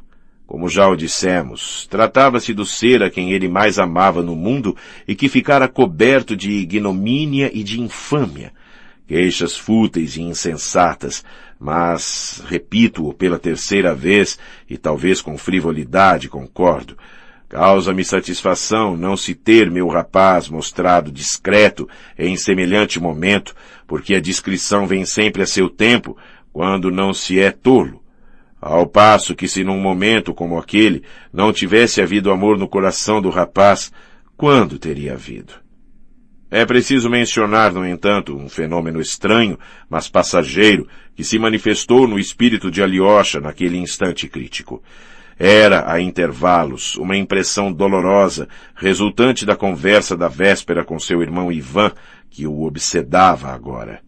Não que suas crenças fundamentais estivessem de algum modo abaladas. Amava seu Deus e nele cria firmemente, se bem que houvesse murmurado subitamente contra ele. No entanto, uma impressão confusa, mas penosa e má, proveniente daquela conversa, surgiu em sua alma, tendendo a impor-se cada vez mais. Ao cair da noite, Rakitin, que atravessava o bosque de pinheiros para ir ao mosteiro, avistou Alyosha, estendido sob uma árvore, o rosto contra a terra, imóvel e parecendo dormir. Aproximou-se e interpelou-o. — És tu, Alexei? Será possível que tu... proferiu ele admirado, mas não terminou. Queria dizer, será possível que hajas chegado a esse ponto? Alyosha não voltou a cabeça, mas, segundo um movimento que ele fez, adivinhou Rakitin que ele o ouvia e compreendia. — Que tens, afinal? Prosseguiu ele surpreso, mas um sorriso irônico aparecia já em seus lábios. — Escuta, procuro-te há mais de 2 horas. Desapareceste de repente? Que fazes, pois, aqui? Olha-me, pelo menos. Alyosha ergueu a cabeça, sentou-se, encostando-se à árvore. Não chorava, mas seu rosto exprimia o sofrimento. Lia-se a irritação em seus olhos. Aliás, não olhava Rakitin, mas para o lado. Mas não tem mais o mesmo rosto? Tua famosa doçura desapareceu? Zangaste-te contra alguém? Ofenderam-te? Deixa-me, disse de súbito Alyosha, sem olhá-lo, com um gesto de lassidão. Eis como estamos. Um anjo gritar como os simples mortais? Ora essa, Alyosha, francamente, tu me surpreendes, a mim que de nada me espanto. Acreditava que fosses um homem instruído. Alyosha olhou para ele afinal, mas com um ar distraído, como se o compreendesse mal. E tudo isso porque o teu velho cheira mal? Acreditava seriamente que ele ia fazer milagres? Exclamou Rakitin com sincero espanto. Acredito, quero acreditá-lo sempre. Que precisas mais? Perguntou Alyosha com irritação. Nada, absolutamente, meu caro. Que diabo! Os escolares de 13 anos não creem mais nisso. Então, tu te zangaste, este agora revoltado contra Deus. Nada de pagamento, nada de condecoração. Que miséria! Alyosha olhou longamente, com os olhos semicerrados. Um clarão passou neles, mas não era de cólera contra Rakitin. Não me revolto contra meu Deus. Apenas não aceito seu universo, disse ele, com um sorriso constrangido. Como não aceitas o universo? E Rakitin refletiu um instante. Que atrapalhada é essa? Alyosha não respondeu. Deixemos essas bagatelas. Ao fato. Comeste hoje? Não me lembro. Creio que sim. Deves restaurar-te. Tens ar de esgotamento? Faz pena ver. Não dormiste esta noite, ao que parece. Tiveste uma sessão. Em seguida toda essa barafunda, essas palhaçadas. Com certeza não te empanturraste, senão de pão bento. Tenho no bolso um salsichão que trouxe ainda há pouco da cidade, por prevenção, mas não haverias de querer. Dá-mo. Ha! Então é a revolta franca, as barricadas. Pois bem, irmão, não percamos tempo. Venha à minha casa. Beberei de boa vontade vodka. Estou fadigadíssimo. A vodka, de certo, não te tenta? Gostarias? Dá-me vodka também. Ah, bravo! É curioso, exclamou Rakitin, lançando-lhe um olhar estupefato. Seja como for, vodka ou salsichão não são de desdenhar. Vamos! Alyosha levantou-se sem dizer palavra e seguiu Rakitin. Se teu irmão Ivan Fyodorovich te visse, ele é quem ficaria surpreendido. A propósito, sabes que ele partiu esta manhã para Moscou? Sei, disse Alyosha com indiferença. De repente, a imagem de Dmitri apareceu-lhe um instante apenas.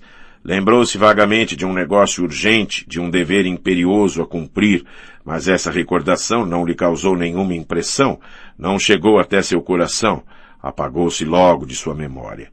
Mais tarde, lembrou-se disso muito tempo. Teu irmão Vânia chamou-me uma vez de Palerma liberal. Tu mesmo me deste um dia a entender que eu era desonesto.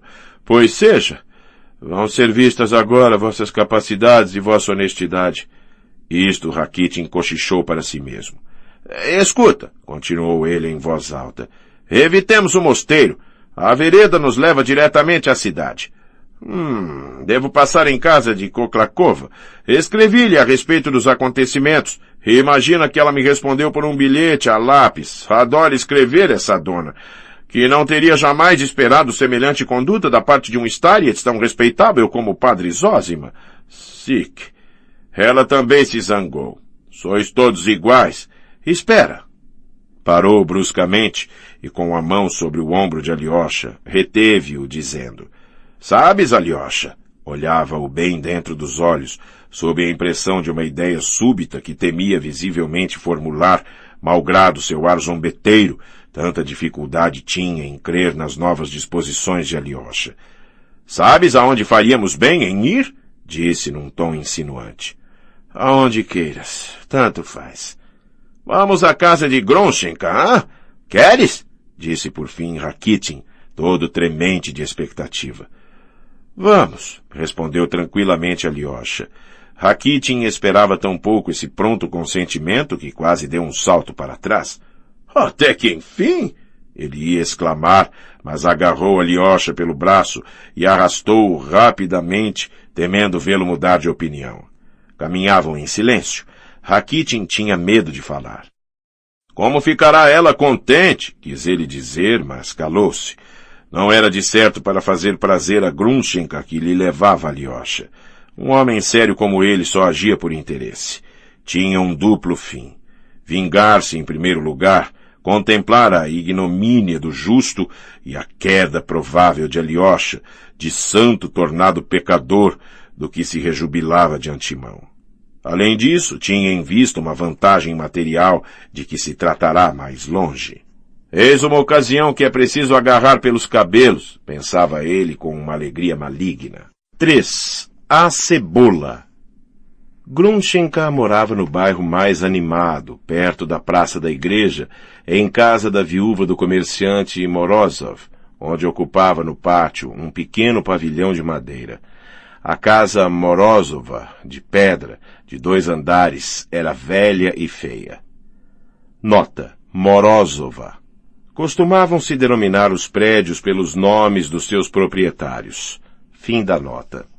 A proprietária, mulher idosa, vivia ali sozinha com 2 sobrinhas solteironas. Não tinha necessidade de alugar seu pavilhão, mas sabia-se que admitira Grumchenka como locatária 4 anos antes, unicamente para comprazer a seu parente, o comerciante Sansonov, protetor declarado de Grumchenka. Dizia-se que o velho ciumento, instalando em casa dela sua favorita, contava com a vigilância da velha para fiscalizar a conduta de sua locatária. Mas essa vigilância tornou-se em breve inútil, de sorte que a senhora Morozova só via raramente Grumchenka e cessara de importuná-la, espionando-a. Na verdade, 4 anos já haviam decorrido desde que o velho trouxera da sede do distrito aquela jovem de 18 anos, tímida, acanhada, franzina, magra, pensativa e triste, e muita água havia passado sob as pontes. Não se sabia nada de preciso sobre ela na nossa cidade, e nada mais se soube depois, mesmo quando muitos começaram a interessar-se pela beleza perfeita que se tornara, em 4 anos, a Grafiena Alexandrovna. Contava-se que aos 17 anos fora seduzida por um oficial que logo a abandonara. Partira para casar-se, deixando Grumchenka na ignomínia e na miséria. Dizia-se, aliás, que, apesar de tudo, provinha Grumchenka de uma família honrada e de um meio eclesiástico, sendo filha de um diácono em disponibilidade ou algo de parecido. Em 4 anos, a órfã sensível, desgraçada, franzina, tornara-se viçosa, rosada, uma beleza russa de caráter enérgico, orgulhosa, impudente, hábil em manejar o dinheiro e em adquiri-lo, avara e avisada, que soubera, honestamente ou não, amontoar certo capital. Uma única coisa não deixava dúvida alguma, é que Grumchenka era inacessível e que, exceto o velho, seu protetor, ninguém, durante 4 anos, pudera vangloriar-se de ter-lhe conquistado os favores. O fato era certo, porque muitos suspirantes se haviam apresentado, sobretudo nos 2 últimos anos. Mas todas as tentativas fracassaram e alguns tiveram de bater em retirada, cobertos de ridículo, graças à resistência daquela jovem criatura de caráter enérgico. Sabia-se ainda que ela se ocupava com negócios, sobretudo desde 1 ano, e manifestava nisso capacidades notáveis, tanto que muitos tinham acabado por chamá-la de judia. Não que emprestasse com usura, mas sabia-se, por exemplo, que, em companhia de Fyodor Pavlovich Karamazov, resgatara, durante algum tempo, promissórias a preço vil, pelo 10º de seu valor, conseguindo recuperar em seguida, em certos casos, a totalidade da dívida. O velho Sansonov, cujos pés inchados não o transportavam mais havia 1 ano, viúvo que tiranizava seus filhos maiores, capitalista de uma avareza impiedosa, caíra, no entanto, sob a influência de sua protegida, a quem no começo tratara com mesquinharia, a pão e laranja, a óleo de semente de cânhamo, como diziam os zombadores. Mas Grumchenka soubera emancipar-se, ao mesmo tempo que lhe inspirava uma confiança sem limites quanto à sua fidelidade. Aquele velho, grande homem de negócios, tinha também um caráter notável, avaro e duro como pedra, se bem que Grumchenka o tivesse subjugado a ponto de não poder ele passar sem ela, não chegou a conceder-lhe capitais importantes, e mesmo se ela o houvesse ameaçado de abandoná-lo, teria ficado inflexível. Em compensação, reservou-lhe certa soma, e quando se soube disso, foi motivo de espanto para todo o mundo. Tu não és tola, disse ele, dando-lhe 8.000 rublos. Opera tu mesma, mas fica sabendo que, fora de tua pensão anual, como antes, não receberás nada mais até minha morte, e que não te deixarei nada em testamento. Manteve a palavra e seus filhos, que sempre mantiveram em sua casa como criados, com suas mulheres e seus filhos, herdaram tudo. Grumchenka nem mesmo foi mencionada no testamento.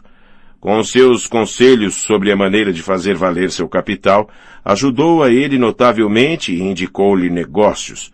Quando Fyodor Pavlovich Karamazov, que entrou em relações com Grumchenka a propósito de uma operação fortuita, acabou ficando apaixonado por ela a ponto de perder a razão, o velho Sansonov, que já estava com um pé na sepultura, divertiu-se muito.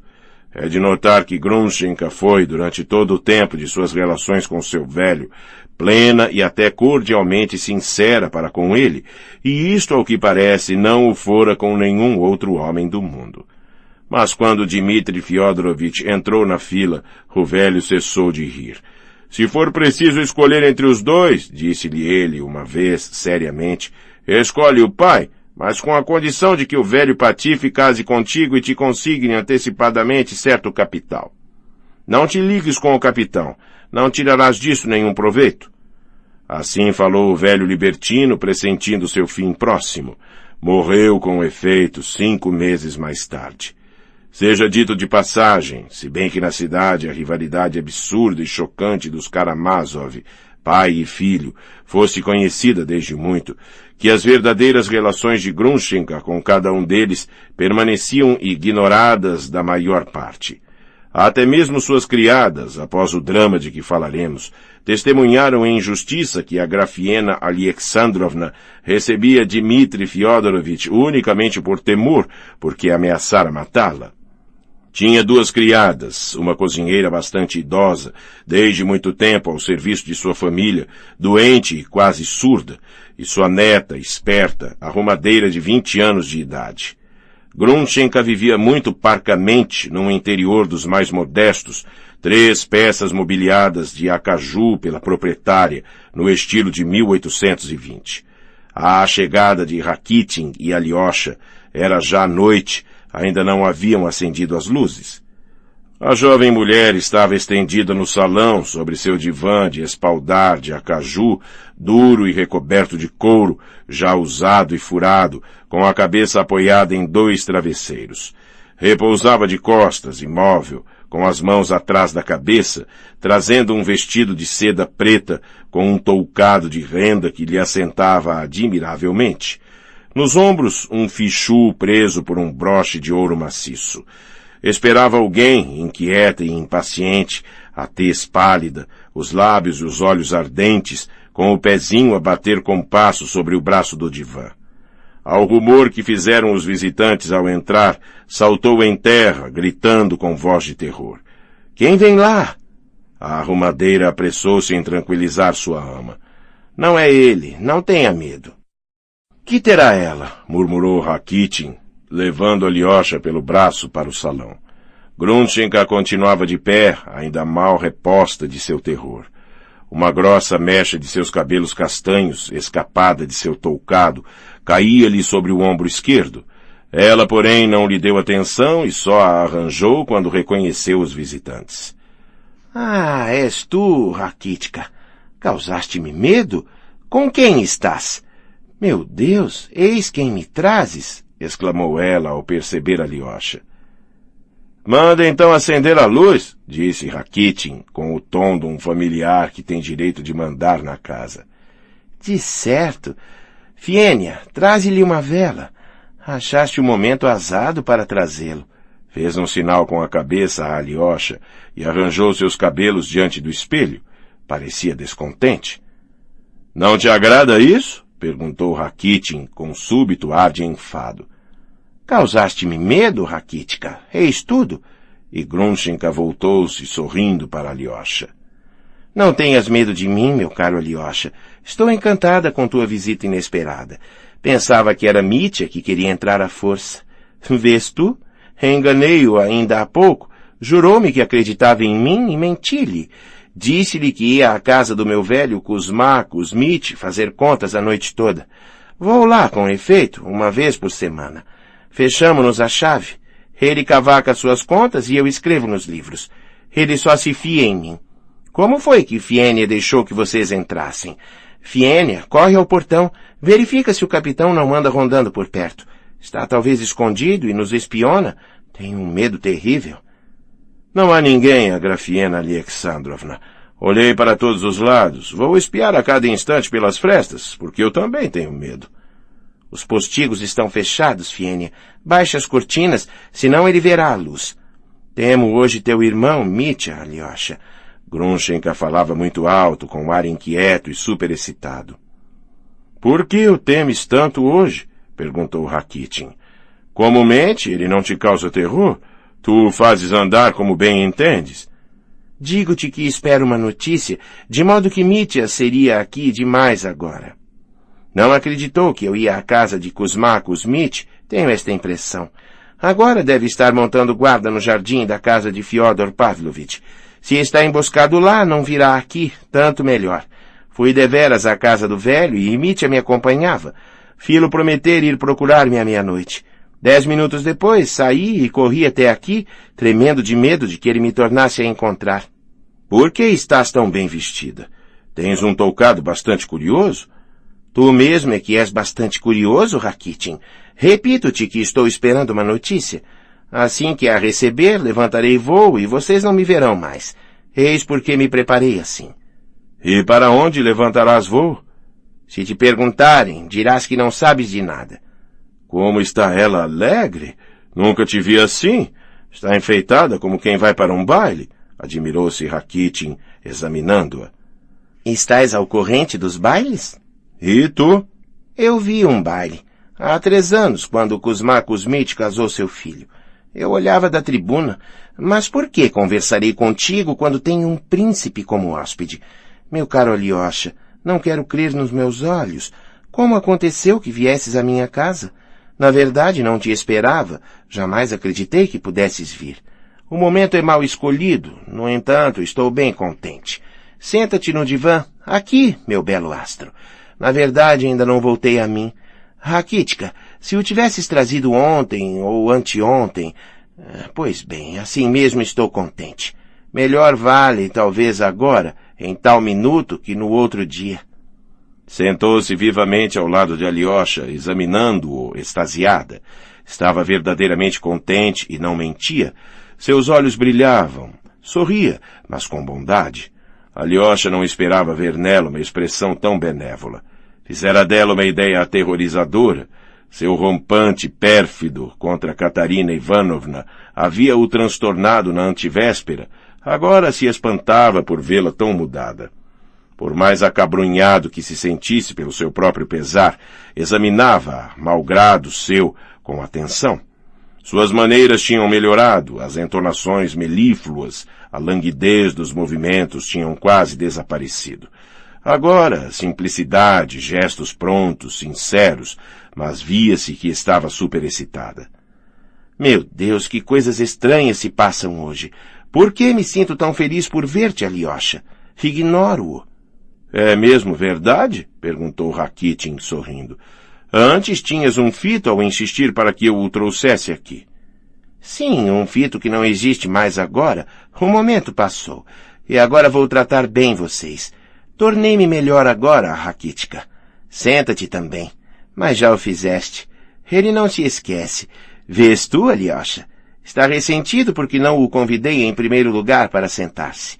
É muito suscetível esse meu caro amigo. Não te zangues, Rakitka. Sinto-me boa neste momento.